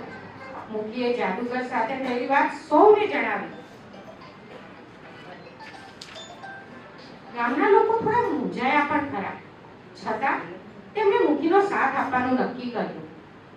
જાદુગરે ગામના લોકો સામે પોતાનો વેશ બદલવાનું ચાલુ કર્યું. જાદુગર રૂપ બદલતો જાય તેની સાથે તેની બોલી પણ બદલાઈ. મુખીએ આ ખેલ જોઈને જાદુગરને પૂછ્યું, તમે આ ખેલ જ બતાવવાના છો કે કોયડો પણ પૂછવાના છો? જાદુગરે જવાબ આપ્યો, મારો સવાલ આ ખેલમાં જ છે. તમારે મને મારી માતૃભાષા કઈ છે અને હું કોણ છું તે જણાવવાનું છે. અને ટેન્શન ના લેજો, એ માટે હું તમને 10 તક પણ આપીશ. 10 તકની વાત સાંભળીને મુખી તેમજ ગામના લોકો ખુશ હતા. તેઓને હતું કે આપણી પાસે તો એકથી એક પંડિત માણસો છે, તો આપણે તો આ કોયડો લડકતા જ ઉકેલી લઈશું. જાદુગરે એક પછી એક રૂપ બદલ્યા. રૂપની સાથે તે પોતાની બોલી પણ બદલી નાખી. તે ક્યારેક ગુજરાતી બની ગુજરાતી બોલે તો ક્યારેક પંજાબી બની પંજાબી બોલે. ગામના લોકો થોડા મૂંઝાયા. તેમણે જાદુગર સાથે જુદી જુદી ભાષામાં વાતો પણ કરી. જાદુગરે તેમને તેમની જ ભાષામાં જવાબ આપે અને વેશ પણ ધારણ કરી દે. આમ ગામના લોકોને આપવામાં આવેલી 10 તક પૂરી થવા આવી હતી. તેથી ગામના લોકો અને મુખીની મૂંઝવણ વધતી જતી હતી. અહીં આ ગામમાં એક વાળંદ રહેતો હતો. તેને સૌ તુચ્છ ગણતા હતા, કારણ કે તે બહુ ભોળો હતો. બધા જવાબ આપી નિરાશ થવા લાગ્યા. આ જોઈને તે મુખી પાસે આવ્યો અને કહ્યું, બાપુ, આપ જો રજા આપો તો હું આ કોયડો ઉકેલી શકીશ. આ સાંભળીને ગામના લોકો તેના પર હસવા લાગ્યા. ગામનો હોશિયારમાં હોશિયાર આ કોયડો ઉકેલી શકતો નથી, તો આ મંદબુદ્ધિ શું કરશે? પરંતુ મુખીએ તેને કહ્યું, જો આ હવે આપણી પાસે છેલ્લી તક છે, તેમાં તું સાચો જવાબ નહીં આપી શકે તો આખા ગામે આપણે જાદુગરની વાત માનવી પડશે અને તારી એક ભૂલને કારણે આખા ગામને ભોગવવું પડશે. પરંતુ વાણંદે ખાતરી આપી. એવું નહીં બને બાપુ. મુખીએ પણ એને એક તક આપવાની હા પાડી. વાણંદે પોતાના ઘરેથી ઠંડુ ઠંડુ પાણી મંગાવ્યું. એ જોઈને ગામના લોકો તેના પર હસવા લાગ્યા. એ ઠંડુ પાણી લઈને જાદુગર પાસે ગયો. તેણે એ ઠંડુ પાણી જાદુગર પર રેડી દીધું. ઠંડુ પાણી પોતાના પર એકાએક પડતા જાદુગર ડરી ગયો ને બોલી પડ્યો, ઓરે બાબા, એ કી ઓલો જોલતું ભીષણ ઠંડા. આટલું બોલતા જ વાણંદે કહ્યું, આ જાદુગર બંગાળી છે, તે બંગાળથી આવ્યો છે. તેની વાત સાંભળતા જ જાદુગર શરમાઈ ગયો અને કહ્યું, હા, આ સાચી વાત છે, હું બંગાળી છું. જાદુગરનો જવાબ સાંભળી ગામના લોકો પણ પેલા વાણંદની સામે જોઈ રહ્યા. વળી મુખીએ તેને પૂછ્યું, આપણા ગામનો હોશિયાર માણસ પણ આ કોયડો ઉકેલવામાં નિષ્ફળ ગયો હતો, તો તે એક જ વખતમાં આ કઈ રીતે ઓળખી લીધું? વાળંદે કહ્યું, મારી માતા છે ને એ હંમેશા મને કહેતી કે દુનિયામાં બધી જ ભાષાઓ ખૂબ જ સુંદર છે, પરંતુ બધી જ ભાષાઓનું પોતાનું અલગ અલગ મહત્વ છે. અન્ય ભાષા શીખતા શીખતા આપણી માતૃભાષાને ભૂલવી ન જોઈએ. તેમજ સાથે સાથે તે કહેતી કે દુનિયામાં ક્યાંય પણ જાઓ, ગમે તે ભાષા અપનાવો, પરંતુ જ્યારે તમે મુશ્કેલીમાં મુકાવ ને ત્યારે તમારા મોંમાં હંમેશા માતૃભાષા આવશે અને તમારા વિચારો પણ તમે માતૃભાષામાં જ કરી શકો છો. આવી માતૃભાષાનું મહત્વ ઓછું આપવું ન જોઈએ. તેણે જાદુગરની માફી માંગતા કહ્યું, મને માફ કરશો, મેં તમારા ઉપર એકદમ ઠંડુ પાણી ઢોળ્યું છે, પરંતુ તેના સિવાય મારા પાસે કોઈ ઉપાય ન હતો. ગામને બચાવવા માટે મને આ જ ઉપાય સૂચ્યો. આપને જાદુગરે પોતાની હાર માની તે મૂકીને અભિનંદન આપતા કહ્યું, વાહ મૂકી વાહ. આવા હોનહાર માણસો જ્યાં સુધી તમારા ગામમાં છે ત્યાં સુધી તમારા ગામમાં કોઈ મુસીબત નહીં આવે. ગામના લોકોએ પણ વાળંદની માફી માંગી અને તેની હોશિયારીને બિરદાવી.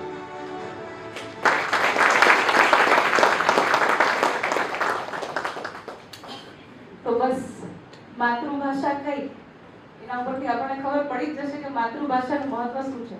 હું હંમેશા છોકરાનો બહુ આ જ્યારે લેસન સમજાવતી હોય ને, આ એકચ્યુઅલી ટેક્સ્ટબુકમાં લેસન છે એમાંથી જ મેં લીધેલો છે. હું છોકરાને કહું જરા કે પોતાની જાતને બાજુડે ચીટલો ભરો તો એટલે તરત એમ કહેશે ઓ માં, બધું કોઈ દિવસ એમ નીકળે ઓય મો ઓય પો ઓ કોણ એવું તો નહીં જ નીકળે. સીધું આપણે શું કહેશું? ઓય માં. બરાબર? તો આ બસ મહત્વ છે આપણી માતૃભાષા.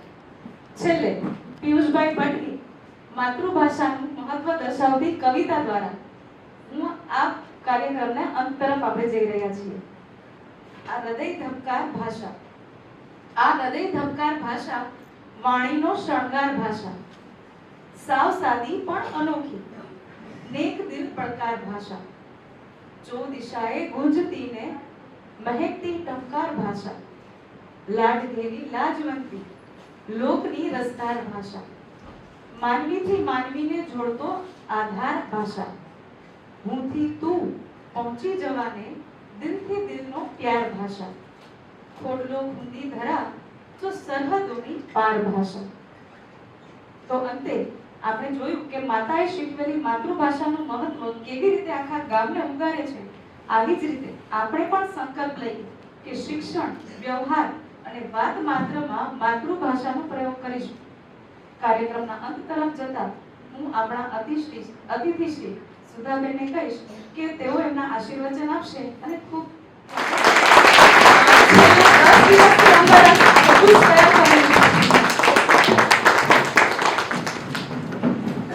નમસ્તે. સૌથી પહેલા તો ગુજરાત સાહિત્ય અકાદમી એની સાથે મેઘધનુષ કે નાટ્યવૃંદ એમના દ્વારા આજે આટલો સરસ જે કાર્યક્રમ યોજાયો એના માટે આ બિંદિયાબેન અને એની ટીમને ખૂબ કે આપણા અંકલેશ્વરમાં આજે આખા ગુજરાતમાં કાર્યક્રમ યોજાઈ રહ્યો છે ઘણી જગ્યાએ અને ઘણા દિવસથી કદાચ વીક આ ભાષા દિન, વિશ્વ ભાષા દિન છે આજે. એટલે આજે ગુજરાત નહીં આખા વિશ્વમાં ઉજવાય અને આ લગભગ 2000ની સાલથી શરૂઆત થઈ. 1999માં યુનેસ્કોએ આની જાહેરાત કરી. 52માં જ્યારે આની માગણી થઈ એટલે આની હિસ્ટ્રી એવી છે, કદાચ કોઈને ના ખબર હોય તો, કે ભારત અને પાકિસ્તાન છૂટા પડ્યા પછી બાંગ્લાદેશમાં બે ભાષા બોલાતી, ઉર્દુ અને બંગાળી, અને એ લોકોએ રાષ્ટ્રીય ભાષા ઉર્દુ જાહેર કરી દીધી. એટલે બંગાળી લોકોએ ત્યારે માગણી કરી કે અમારી ભાષાને પણ તમે માન્યતા આપો, પણ ત્યારે માન્યતા નહીં મળી એટલે એ લોકોએ આંદોલન કર્યું. ઘણા ટાઈમ સુધી આંદોલન કર્યા પછી 21 ફેબ્રુઆરી આજના દિવસે લગભગ ઘણા બધા લોકો મરી ગયા, શહીદ થયા. અને ત્યાર પછી આવા જે ભાષાપ્રેમી લોકોએ યુનેસ્કોમાં માગણી કરી અને માગણી કર્યા પછી એમણે આ દિવસને વિશ્વ ભાષા દિન જાહેર કર્યો અને ત્યારથી એ 99ની સાલ હતી અને 2000થી એનો અમલ શરૂ થયો અને ત્યારથી આખા વિશ્વમાં આ વિશ્વ ભાષા દિન ઉજવાય. એટલે આપણે પણ દરેક જણ પોતાની માતૃભાષા ઉજવે, એવું નહીં કે ગુજરાતી છે, પણ જેની જે માતૃભાષા હોય તે ઉજવે અને એને મનાવે. અને આપણે આપણી માતૃભાષા બીજા એક દિવસે પણ ઉજવીએ છીએ, ગુજરાતી માતૃભાષા, નર્મદા જન્મ દિવસે 24 ઓગસ્ટ. ત્યારે પણ એટલે આપણે વર્ષમાં 2 વાર ઉજવીએ છીએ. હવે આટલી ઉજવણી થાય અને આપણે ભાષાને મહત્વ ના આપીએ કેમ ચાલે? અને આજે આપણે જોયું વાચિકમ દ્વારા ભાષામાં કેટલી તાકાત છે. એટલે આપણે અત્યારે બાળકોને પણ આપણે અંગ્રેજી શીખવાતા વધારે છે. આપણી માતૃભાષામાં ભણેલા બાળકો બધા જ મેં ભણાવેલા છે સંસ્કાર દીપમાં અને ગટ્ટુમાં પણ અત્યારે બધા બહુ જ સારી પોસ્ટ પર છે. ક્યાંય કોઈ એવું નથી કે ભાષાને કારણે નબળું પડ્યું હોય. આ ઇતિહાસ છે છતાં પણ હજી ક્રેઝ એવો જ છે અંગ્રેજીમાં ભણાવવા જોઈએ. હું ના નથી પાડતી, પણ તો પછી મારા દીકરાને મેં ઇંગ્લિશમાં ભણાવ્યો છે, બેઠો છે એટલે હું પણ એમાં આવી જ જાઉં. પણ હું શું કરતી, એની જે ટેક્સ્ટ બુક હોય ને એને હું ગુજરાતીમાં લઈ આવું, મારા ઘરમાં રાખતી. જેમ કે વિજ્ઞાન એનું ઇંગ્લિશમાં હોય, એસએસ એનું ઇંગ્લિશમાં હોય, પણ ગુજરાત બોર્ડની સેમ બુક ગુજરાતીમાં પણ હોય. એટલે હું એને લાવું, હું ઘરે વાંચું, એને ગુજરાતીમાં સમજાવું અને એના ટીચર એને ઇંગ્લિશમાં સમજાવે અને સમજે તો ગુજરાતીમાં જ, પછી એને ઇંગ્લિશમાં લખી દઉં. અને આ રીતે એ ભણ્યો છે.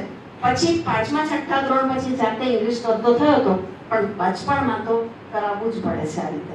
નહીંતર એ પોતાની માતૃભાષાને જેટલું સમજે એટલી બીજી ભાષાને સમજે નહીં, ગોખવું પડે. બહુ જ નાના હોય ત્યારે ગોખવું પડે. એટલે આજના દિવસ માટે નહીં, કાયમ માટે આપણે ગુજરાતી ભાષાનું ગૌરવ કરીએ. એવું નહીં કે આજે જ ભાષા દિન ઉજવીએ. અને ગુજરાતી ભાષાની મજા પણ બહુ જ છે. આજે આ ખરે મને ખરીમાં યાદ આવી એક વાર્તા. કેટલા જણે આ વાંચી છે? ખરીમાં વાંચી છે? એટલે એમાં અપરમાની વાત છે. કુસુમા યુદ્ધ નામ ધૂમકેતુની વાર્તા છે. અપરમાં હોય છે ધૂમકેતુની જે વાર્તા છે એમાં કુસુમ યુદ્ધ નામનો દીકરો છે, નાનો બાળક, અને એની માં ગુજરી જાય છે. અને માં મરી જાય એટલે એને પોતાની માં બહુ જ યાદ આવે. એને એમ થાય કે પૂછે, સવાલ પૂછે ઘરમાં કે મારી માં ક્યાં ગઈ? એટલે બધા એને જાત જાતના જવાબ આપે. પછી એમ કે પાછી તો આવશે ને? તો કે હા આવશે ને, એમ પણ કે. એટલે રાહ જોયા કરે કે મારી માં ક્યારે આવશે. હવે એના પપ્પાએ રીમેરેજ કર્યા, નવી માં આવી અને ખરેખર બહુ સારી. પણ આવી એટલે એ પરણીને આવી ને ત્યારે એને હજી બાળક નહોતું, એટલે એક માં બનવાનું અને એને દીકરો કહીને બોલાવવાનું કે એને માં બોલાવે એ થોડુંક એને અઘરું લાગતું. એટલે એની સાથે પ્રેમ બહુ જ કરે, પણ એને એમ કે તારા ભાઈ કહીને બોલાવે. હું તમને કયા નામથી બોલાવું? તારે મને બેન કહેવાનું. એટલે ભાઈ બહેનના સંબંધથી એ લોકો એકબીજાની સાથે વાત કરે. અને એને એમ થાય કે આ છે તો બહુ સારી, મારું ધ્યાન બહુ રાખે છે, મારી માં જેવી છે પણ માં નથી, આવું એને ફીલ થયા. અને એક દિવસ, લાંબી વાર્તા છે પણ એક દિવસે તાવ આવે છે, માંદો પડે છે. અને માંદો પડે ને ત્યારે પથારીમાં હોય ત્યારે બેગીને એમ થાય કે હું બધું જ એનું ધ્યાન રાખું છું તો એને કેમ ફીલ નથી થતું. એટલે એ માં કરતો કરતો તાવમાં લવારો કરે છે, મારી માં ક્યારે આવશે? તો કે હું તારી માં જ છું. તો કે ના. પછી એકદમ એને એમ થાય છે એ તો બેન છો, તમે માં નથી. પછી એને બાથમાં ભરી અને દીકરા હું જ તારી માં છું એમ કરીને જ્યારે એને બાથ ભરે છે ને ત્યારે એનો તાવ ઉતરી જાય છે. અને તાવ ઉતરી જાય ને સવારે એને એમ થઈ જાય છે કે મારી સાચી મામાને મળી. ખાલી એક શબ્દમાં તાકાત. એટલે ભાષામાં આટલી બધી તાકાત છે. આજનો આ કાર્યક્રમ ખરેખર ખૂબ જ સરસ રહ્યો, ખૂબ જ આનંદ આવ્યો, બધાને જ મજા આવી. અને આજે જેટલા આવ્યા છે, બેઠા છે, આ બધા ભાષા પ્રેમી લોકો છે. એટલે આપણે આ કામ કરવાનું છે. શું કરવાનું? આપણા બાળકો સાથે મેક્સિમમ આપણી ભાષામાં આપણી વાર્તાઓ કહેવાય. વાર્તાઓ જેટલી વધારે કહેશું ને એટલા બાળકો ભાષા તરફ જશે. કારણ કે આજના બાળકો મોબાઈલમાં છે. અને હમણાં હું છે ને સેવારોડમાં જાઉં ને ત્યારે પપ્પા સાથે, હા મમ્મીઓ દાદીઓ બધા મોબાઈલમાં છે. એટલે હું સેવારોડમાં જાઉં ને ત્યારે પપ્પા સાથે આ વાત કરું, કોકિલાબેન પણ મારી સાથે હોય. એમાં હું એ લોકોને એમ કહું કે એ લોકોને હું એના છે ને ઘણીવાર 2 બાળકો હોય, અમે લોકો એવા પપ્પા સાથે વાત કરી કે જેનો હજી જન્મ થયો છે, નવજાત બાળકના પિતા હોય, પણ અમે પૂછીએ કે તમારા બીજા બાળકો છે, એટલે એના હોય કોઈ ત્રીજામાં ભણતો હોય, કોઈ ચોથામાં, એટલે પછી એમ પૂછીએ ને તો જવાબ એવો મળે મોબાઈલ છોડતા નથી. પ્રશ્ન આ જ બધા મોસ્ટલી એક તો ફૂડનો હોય અને બીજો આ મોબાઈલ વાળો. એટલે હું એને એમ કહું કે મેં એવું જોયું છે કે મમ્મી જ્યારે ખવડાવવાની શરૂઆત કરે ને ત્યારે મોબાઈલ સામે મૂકે અને એને ચમચીથી ખવડાવી જાય. આખો વાટકો પૂરો થઈ જાય, ખવાઈ જાય, મમ્મી ખુશ થઈ જાય કે વાહ મારા છોકરાએ ખાઈ લીધું તો પેટ ભરાઈ ગયું. એટલે એ રાજી થાય કે એને ખાધું. હવે એને કેટલું ખાધું, એને કેટલી ભૂખ હતી એને ખબર નથી, પણ એ ખાઈ લે. આવું થાય ને. એટલે મેં એવું કીધું કે એવું ના કરો, તમે ચિત્રવાળી ચોપડી લઈ આવો અને આ ચોપડી રાખો અને એમાં બોલતા જાઓ. જો આ હાથી છે, જો આ જાય છે, જો એ સૂંઢમાં એને કંઈક કીધું, જો એને પાણી પીધું, એ કહેતા જશો, ચિત્રો ફેરવતા જશો અને એને ખવડાવતા જશો તો એ ખાઈ લેશે. એટલે પહેલામાં શું થાય છે, મોબાઈલનું વ્યસન થાય. જ્યારે ચોપડી તમે બતાવીને વાર્તા કહેતા કહેતા એને ખવડાવો છો તો એને ચોપડીનું વ્યસન થાય. અને ચોપડીનું વ્યસન તો સારું, આગળ જતા કામ લાગશે. એટલે મેક્સિમમ પુસ્તકોનું વ્યસન થાય અને એમાંય તે આપણા માતૃભાષામાં જ્યારે આપણે બોલતા હોઈએ ઘરમાં, માતૃભાષા કે જે બોલતા હોઈએ તે માં બોલે તે પપ્પા બોલે તે ભાષા, જો બીજી ભાષા બોલતા હોય તો એ.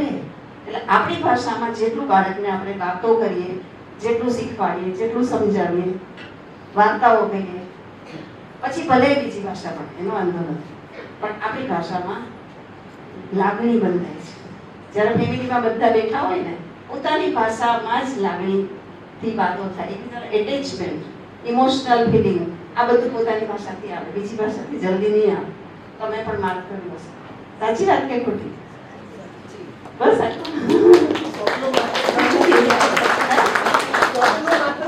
પણ માતૃભાષામાં જ આવે. આપણે હમણાં જે સરસ છેલ્લું છે નાટક હતું, આપણે ઓમાં બોલીએ તો માતૃભાષામાં ઘણી બાબતો માતૃભાષામાં જ બોલે છે. અને એ ભલે ગમે તે ભાષાઓ શીખવી જ જોઈએ, ભાષાઓ બીજી શીખવી જોઈએ, હું પણ માનું છું, પણ આપણી ભાષામાં તાકાત છે. અને આમણે શરૂઆતમાં જે વાત કરી, કેટલા બધા શબ્દો આપણે, કેટલી બધી બાબતો છે. અને ભારત સરકારે 22 ભાષાઓને માન્યતા આપી છે અને ગુજરાતી છે. આમ તો 150-200 ભાષા બોલાતી હશે, વધારે બોલાતી હશે, 500 જેટલી કદાચ, કારણ કે ઘણી બધી બોલીઓ હોય જાત જાતની, પણ 22ને એને માન્યતા આપી છે. એમાંની આપણી ગુજરાતી એક છે. હવે એને લુપ્ત થવા ન દેવી હોય તો પછી આપણે બધાએ પ્રયત્ન કરવો જોઈએ. બરાબર? Thank you. ખૂબ ખૂબ આભાર આટલી બધી સરસ મજાની માહિતી, વાર્તા અને ઘણો બધો જ્ઞાનરૂપી ખજાનો અમારા સુધી પહોંચાડવા માટે. હવે હું વિનંતી કરીશ શ્રી નરેશભાઈ પૂજારાને આજના કાર્યક્રમ વિશે આપનો પ્રતિભાવ આપો.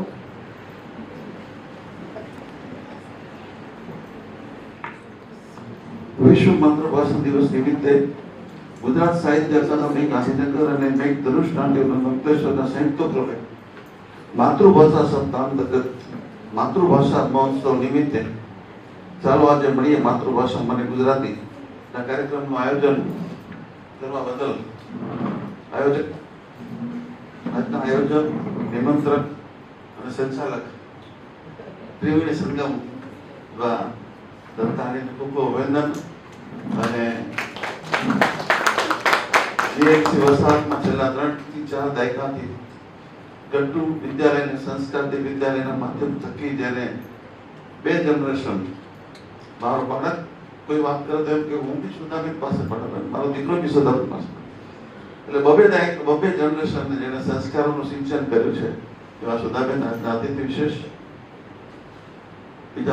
બીજા મહેમાન શ્રી નરેન્દ્રભાઈ પાટડિયા, મારા ખૂબ જૂના મિત્ર અને આજે બી ખૂબ જ એવી ઉફાળી લાગણીઓથી અમે મળતા રહીએ છીએ એવા નરેન્દ્રભાઈ અને આપ સૌ શ્રોતાજનો જેઓ આવા કાર્યક્રમને યોજ્યો છે અને સપોર્ટ કરવા માટે આપ સાથે આવ્યા છે, તો આપ સૌનો બી ખૂબ ખૂબ આભાર.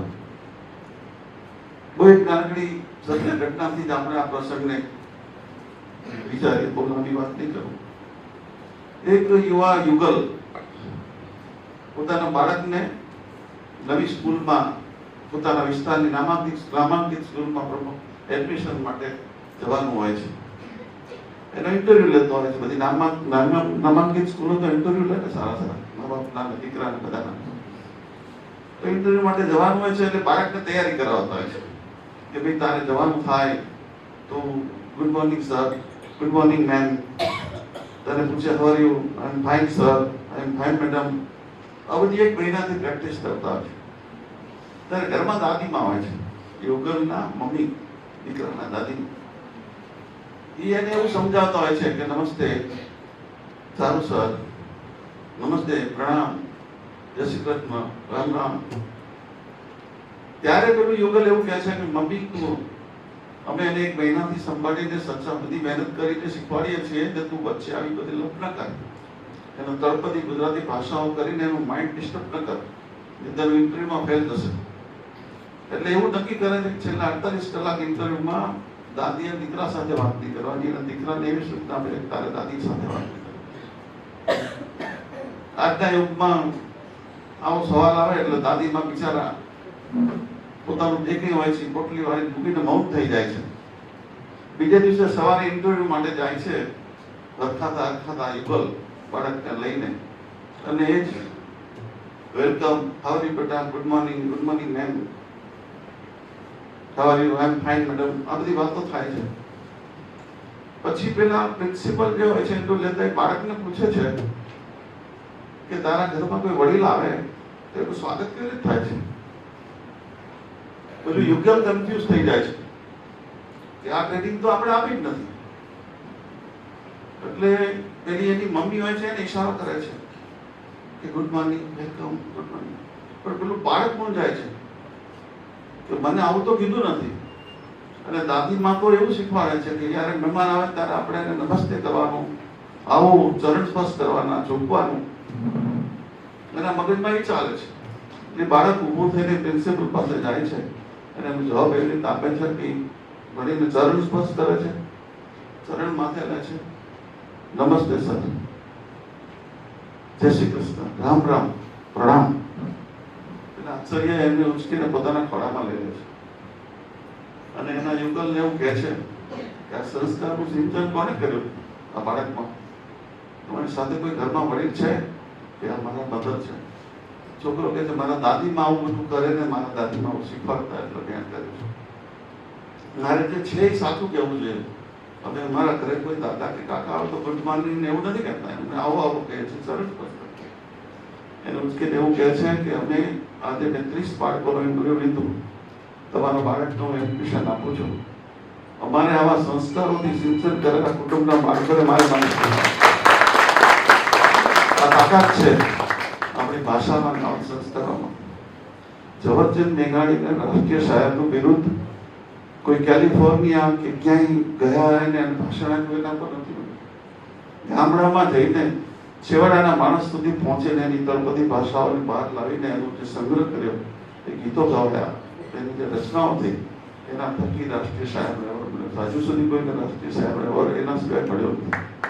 આ તાકાત છે ગુજરાતી ભાષા. મારા આપણા અતિથિ જે વિશેષ છે નરેન્દ્રભાઈ પંચોલી મારા જિલ્લાના છે, બહુ નજીકના ગામોમાં છે. ખૂબ જ નાના ગામડામાં ભણ્યા છે ગુજરાતી ભાષામાં. નાનકડું 2-4 હજાર ગામનું ઉત્તરગામનું ગામ છે મારું ખેરવાનું. બહુ 7-8 કિલોમીટરના અંતરે મારા જન્મ થયેલા છે. વર્ષોથી બીએનએફસી જેવી બહુ વિશાળ સંસ્થામાં એમનું HR હેડ તરીકેનું સામ્રાજ્ય ચાલ્યું છે. અનેક લોકોના એ મેન્ટોર રહ્યા છે અને આજે પણ છે.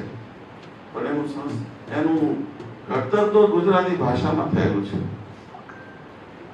તમે તમારી આવી મીડિયમ ઇંગ્લિશ વાળી ભાષા કે હેલો હાઉ આર યુ થી કોઈના મન ઉપર કદાચ ક્ષણિક સાંપત્ય જમાઈ શકો, પ્રસ્થાપિત કરી શકો, પણ કોઈના હૃદય ઉપર સાંભળીને જમાવવું હોય તો પોતાની માતૃભાષાથી જ થઈ શકે છે.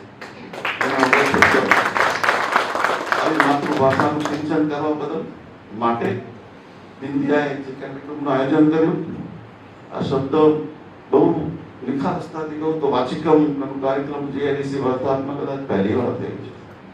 આવું સફળ આયોજન, આવી વાર્તાની રજૂઆત, નાટિકાની રજૂઆત કરવા બદલ ખૂબ ખૂબ અભિનંદન. આવા કાર્યક્રમ કરતા રહો અને આવા કાર્યક્રમને પ્રોત્સાહન કરવા માટે આપ સૌ આવ્યા એને જે હેલ્પ કરી હું આપી એ બદલ આપ સૌને બી ખૂબ ખૂબ ધન્યવાદ.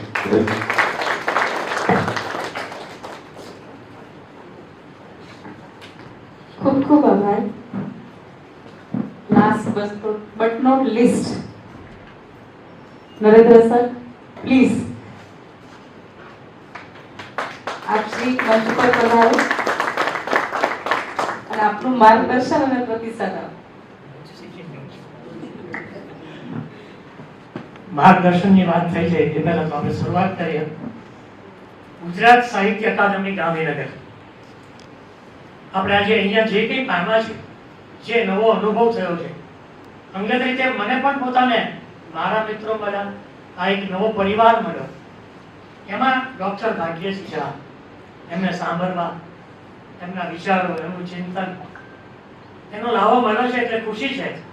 એમની લીડના કારણે એમનો એક આવો સંનિષ્ઠ પ્રયાસ આપણને જ આપણી ભાષા વિશે ઓળખાણ કરાવે છે અને એ કેટલી સક્ષમ છે એની આપણને અનુભૂતિ કરાવે. તો એ ડૉક્ટર ભાગ્યસિંહ શાહ સાહેબે જે કંઈ આયોજન કર્યું, પણ આજે અહીંયા આપણા સુધી જે લઈને આવ્યા છે એ બીજું મેઘધનુષ્ય નાટ્યગૃહ, અને એના કરતા હરતા અને એટલા જ સરળ લોકો સુધી કંઈક નવું અને સાચી વાત ને લઈ જવાની સતત એમની ખેવના હોય છે. કારણ કે આ પહેલા એક ડ્રામાના વર્કશોપના હિસાબે મારે અહીંયા આવવાનું થયું હતું અને આવા એક પ્રોગ્રામમાં ભાગ લેવાનો થયો, ત્યારે મને એમની શક્તિઓનો મને ખ્યાલ આવ્યો. તો એવા આપણા વિશેષ વિંધ્યાબેન દત્તાણી ને પણ હું અભિનંદન, વંદન અને ખૂબ આવનાર સમય માટે પણ શુભેચ્છાઓ પાઠવું. આ કાર્યક્રમમાં નરેશભાઈ ભલે અમે બધા સાથે સાથે જ કહેવાય કે મોટા થયા છે, એક જ ગામ, નજીકના ગામમાં, ત્યાંની જમીન, ત્યાંની પ્રકૃતિ, ત્યાંનું પાણી અને હવાથી મોટા થયા છે. અને આજે અમને એ લગાવ છે એવો તમામને પોતાના નેટિવ પ્લેસ, જ્યાં તે લોકો મોટા થયા છે, જ્યાં મોસાળ છે. એવું કહેવાતું હતું કે કોઈની તકલીફ હોય, તબિયત બરોબર ન હોય તો એવું કરે કે એને મોસાળમાં મોકલી દો. આ તાકાત શેની હતી? એ ત્યાંના જમીનની, ત્યાંની ભાષાની, ત્યાંના લોકોની, ત્યાંની આબોહવાની. તો આ માતૃભાષાની એ તાકાત છે. આપણે કદાચ વિચારીએ છીએ તો આપણી માતૃભાષામાં વિચારીએ છીએ, પછી વ્યક્ત કરીએ છીએ જે કોઈ બીજી ભાષામાં. જેમ અહીંયા સરસ રીતે કહ્યું કે સ્વપ્ન આવે છે એ પણ માતૃભાષામાં આવે છે. તો આપણા સુધી આ સરસ મજાનો કાર્યક્રમ લાવી અને આપણને એક નવી આ વાચિકમ, મને પણ પોતાને એવું થયું હતું જ્યારે મને આમંત્રણ આપવા આવ્યા ત્યારે મેં પૂછ્યું કે કોઈ પણ પ્રોગ્રામમાં જઉં ત્યારે હું એ સમજવાનો પ્રયત્ન કરું છું કે મારે ક્યાં જવાનું છે, કોણ સામે છે અને મારે શું કરવાનું છે. તો કે ના, તમારે આવવાનું જ છે. અને વાચિકમ એનો શબ્દાર્થ જોયો, પણ એમણે મને વાત કરી કે આ રીતે વાર્તાની રજૂઆત થશે. આપણે બધાએ માન્યું કે વારા પડતી સ્ક્રિપ્ટ બધાની પાસે હતી, પણ એમના હાવભાવ, એમના અવાજના ઉતાર ચઢાવ અને એ જે તાકાત હતી આપણા સુધી એ આખા પિક્ચરને રજૂ કરતું હતું. આ તાકાત છે રજૂઆતની, અને એક નવા પ્રશ્ન સાથે, નવી વાત સાથે. અને જેમ નરેશભાઈએ કહ્યું એમ હું ચોક્કસ માનું છું કે આપણી માતૃભાષાનું મહત્વ છે. અને આજે હું જ્યાં પણ જાઉં છું, અલગ અલગ જગ્યાએ પ્રોગ્રામ્સ આપવા માટે, અને આજે પણ ગામડામાંથી માંડીને યુનિવર્સિટી સુધી મને ભગવાને રેન્જ આપેલી છે અને મારી પાસે સરસ કામ કરાવે. પણ એના બે વસ્તુ અવશ્ય કહું છું. એક, માત પિતાને વંદન, પોતાની જે કંઈ જન્મસ્થળ છે, જ્યાં મોટા થયા છે એને વંદન, સવારે અને રાત્રે સૂતી વખતે અહોભાવ સાથે. અને હું પણ એવું વિચારું છું કે આજથી આપણે આ જો અહીંયા આવ્યા છીએ, આપણે જાણ્યું છે, આવા બીજા બે જણને કુટુંબમાં આ માતૃભાષાની તાકાત વિશે કહીશું. અને આપણે શુદ્ધ માતૃભાષા બોલવામાં, નવા નવા શબ્દો શીખવામાં, એના અર્થ શીખવામાં પણ સતત પ્રયત્ન કરશું. એવું આજે એક આપણી જાતને કમિટમેન્ટ આપીને આપણે અહીંથી જઈશું. આપણે એક એવો નિર્ણય લઈને, પ્રતિજ્ઞા લઈને જઈશું તો આપણે આ કરેલી મહેનત, આપણા સુધી લઈને આવેલા પ્રોગ્રામની સાર્થકતા આવનારા સમયમાં વિશેષ તમારી કાર્યોનું લગાડ જે વધારે છે એ તમે એને સ્વીકાર્યું છે.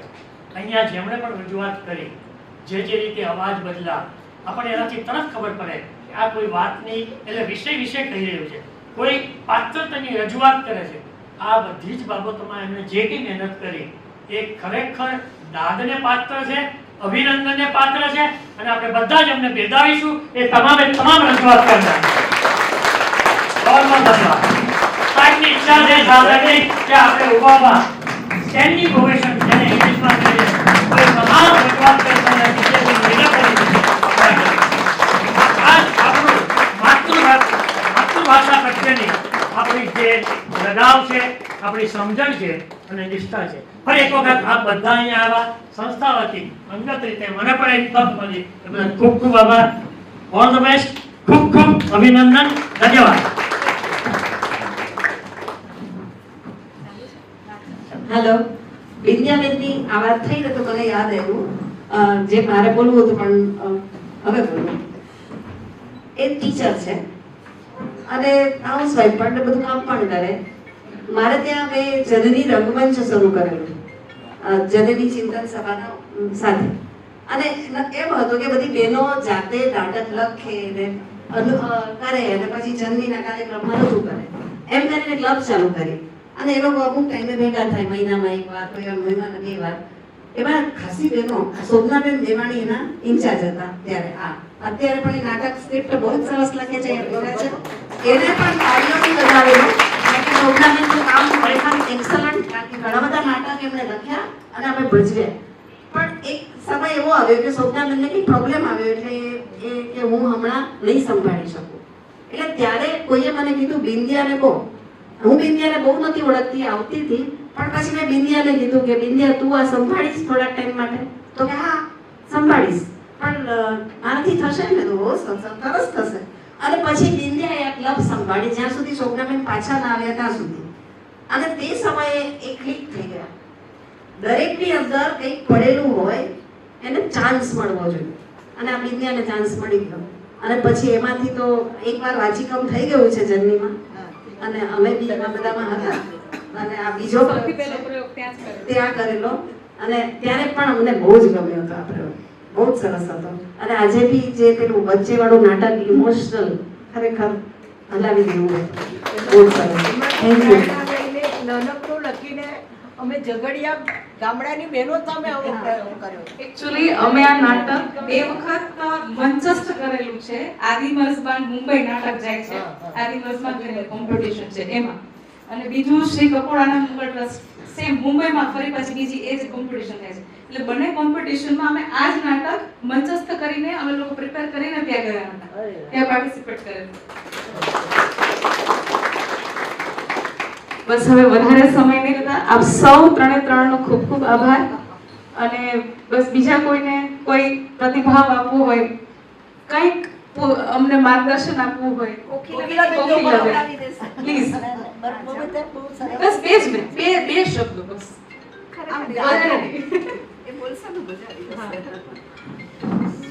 આ પ્રોગ્રામના સાક્ષી રૂપ વાતો બહુ બધી સાંભળી આપણે બધાએ. મને વિચાર આવ્યો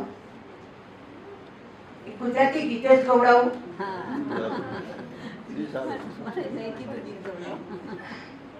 ક્યારેક ક્યારેક કઈક ઈચ્છા થાય, પેલું કે ને વિચાર આવે ને પોતાને તો તે પોતાની માતૃભાષામાં આવે, સપનું પોતાની માતૃભાષામાં આવે. મને પણ જ્યારે કંઈક સરસ પૂર્ણ થાય ત્યારે કંઈક લખાય તો એવું જ એક ગીત પણ મને લાગે આપણે બધા સાથે હું ગવડાવું તો ગાજો. ઓકે? ગોતી લો તમે મોજને તમારી ગોતી લો,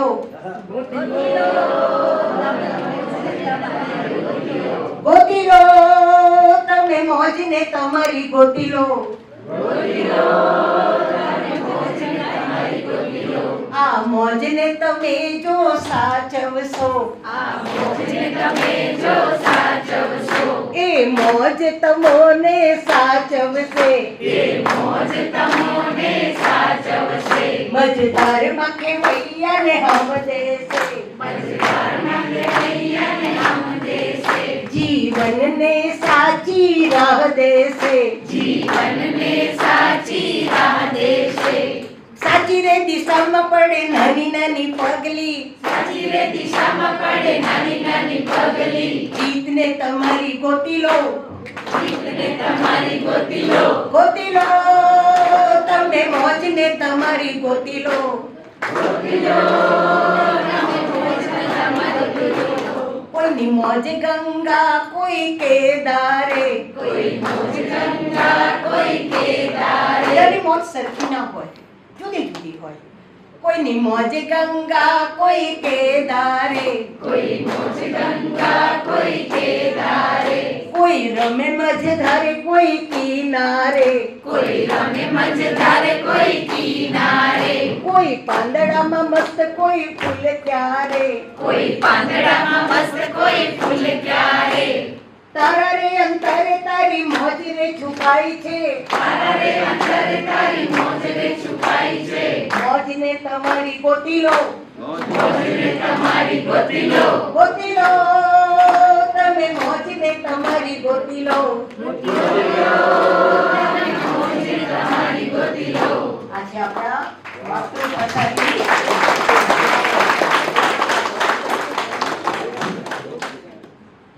નમસ્કાર. આપ સૌને મેઘધનુષ નાટ્યવૃંદની યાત્રા વિશે અવગત કરાવવા માટે અને એક મહત્વની જાહેરાત કરવા માટે હું અહીં આવી છું. મેઘધનુષ નાટ્યવૃંદ 2025માં પાપા પગલી કરવાની શરૂઆત કરી હતી, જેમાં પહેલા જ પ્રયત્નમાં અમે એપ્રિલ 2025માં શ્રી કપોળ આનંદ મંગલ ટ્રસ્ટ ખાતે યોજાયેલ સ્પર્ધામાં ભાગ લીધો હતો. આશરે 17 નાટકોમાંથી અંતિમ ચરણમાં પસંદ થયેલ નાટક લોહીની સગાઈમાં 20 કલાકારોની ટીમ લઈને અમે સૌ પ્રથમ એ નાટક મુંબઈમાં ઠાકરે હોલમાં ભજવ્યું, જેના જજ તારક મહેતા કા ઉલ્ટા ચશ્માના ડાયરેક્ટર શ્રી ધર્મેશ મહેતા પણ હતા. અને ગર્વની વાત એ છે કે આ પહેલા જ પ્રયોગમાં અમારી નાનકડી અને મુખ્ય કલાકાર દ્રષ્ટિ પટેલને શ્રેષ્ઠ અભિનેત્રી કેટેગરીઝમાં 3જું સ્થાન પ્રાપ્ત થયું.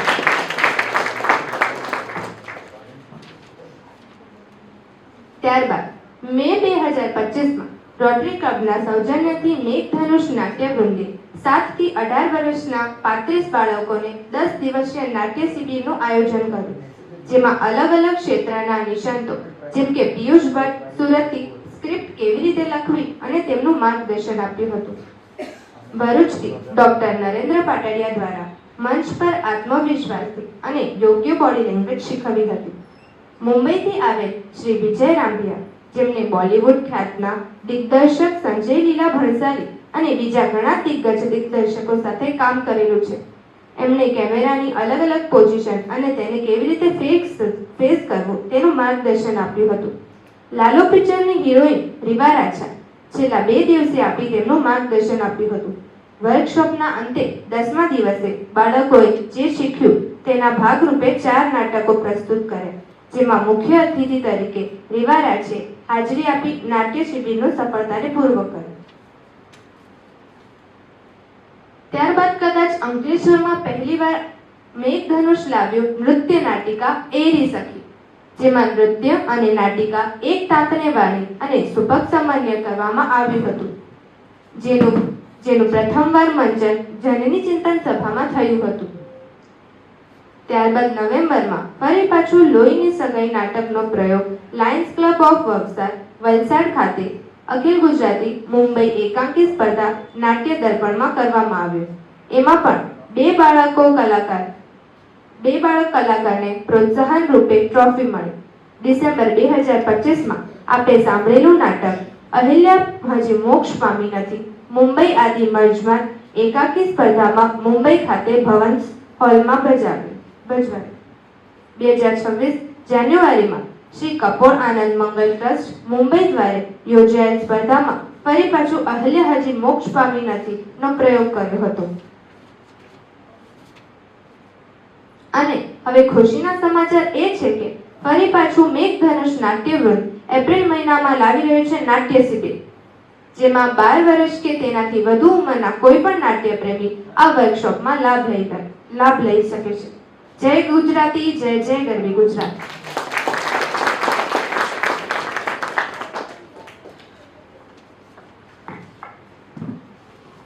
અહીં આમંત્રિત આપ સૌનો હું દિલથી આભાર વ્યક્ત કરું છું. આભાર વિધિ માટે હું સોનલબેન લખતરિયાને મંચ પર છે જ, તો હું એમને વિનંતી કરીશ કે આભાર વિધિ પૂરી કરે. નમસ્તે. જય ગરવી ગુજરાત, જય ગુજરાતી. હું અત્રે પધારેલ મુખ્ય મહેમાન શ્રી સુધાબેન વડગામા, શ્રી નરેશભાઈ પૂજારા સાહેબ,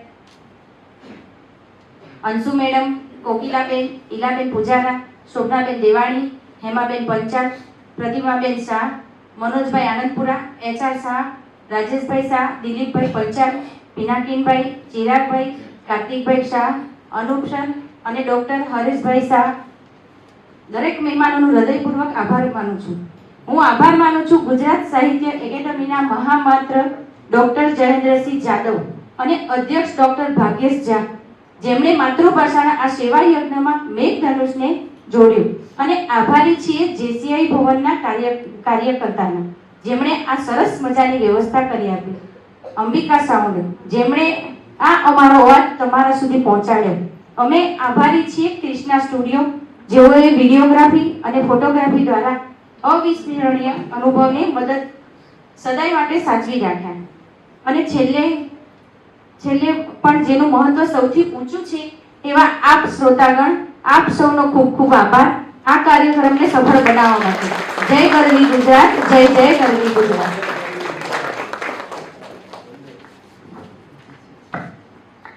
થોડી રીતે ખૂબ ખૂબ આભાર પર.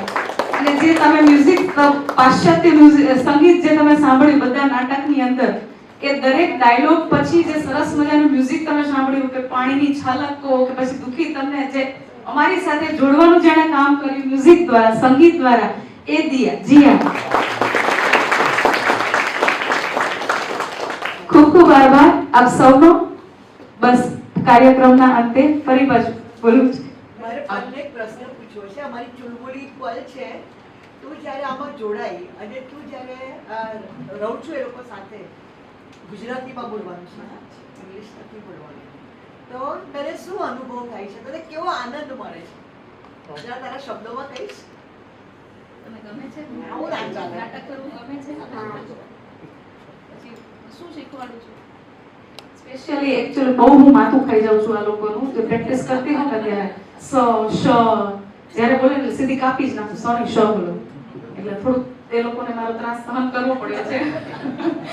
પણ એ જરૂરી છે. સ અને શ માં એકચ્યુઅલી ઘણું બધું, આ બધું બહુ લાંબી વાત છે, બસ એટલું જ કહીશ.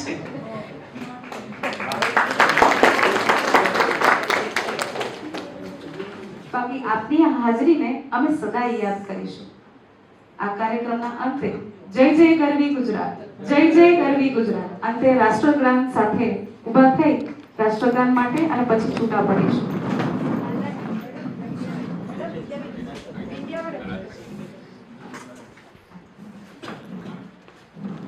જનગણ મન अधिनायक जय हे भारत भाग्य विधाता, पंजाब सिंध गुजरात मराठा द्राविड उत्कल बंगा, विंध्य हिमाचल यमुना गंगा उच्छल जलधि तरंगा, तव शुभ नामे जागे, तव शुभ आशीष मागे, गाहे तव जय गाथा, जनगण मंगलदायक जय हे भारत भाग्य विधाता, जय हे जय हे जय हे जय जय जय जय हे।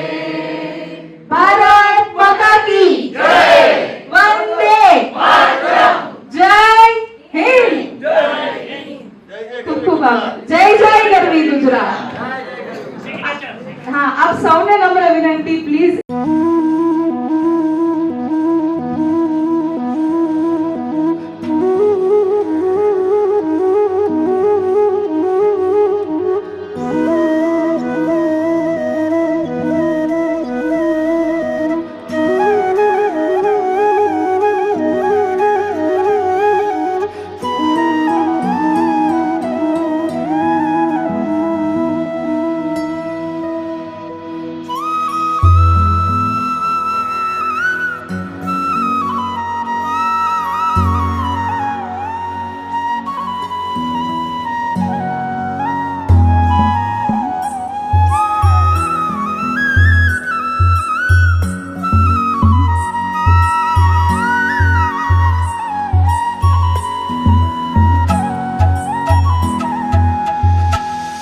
છે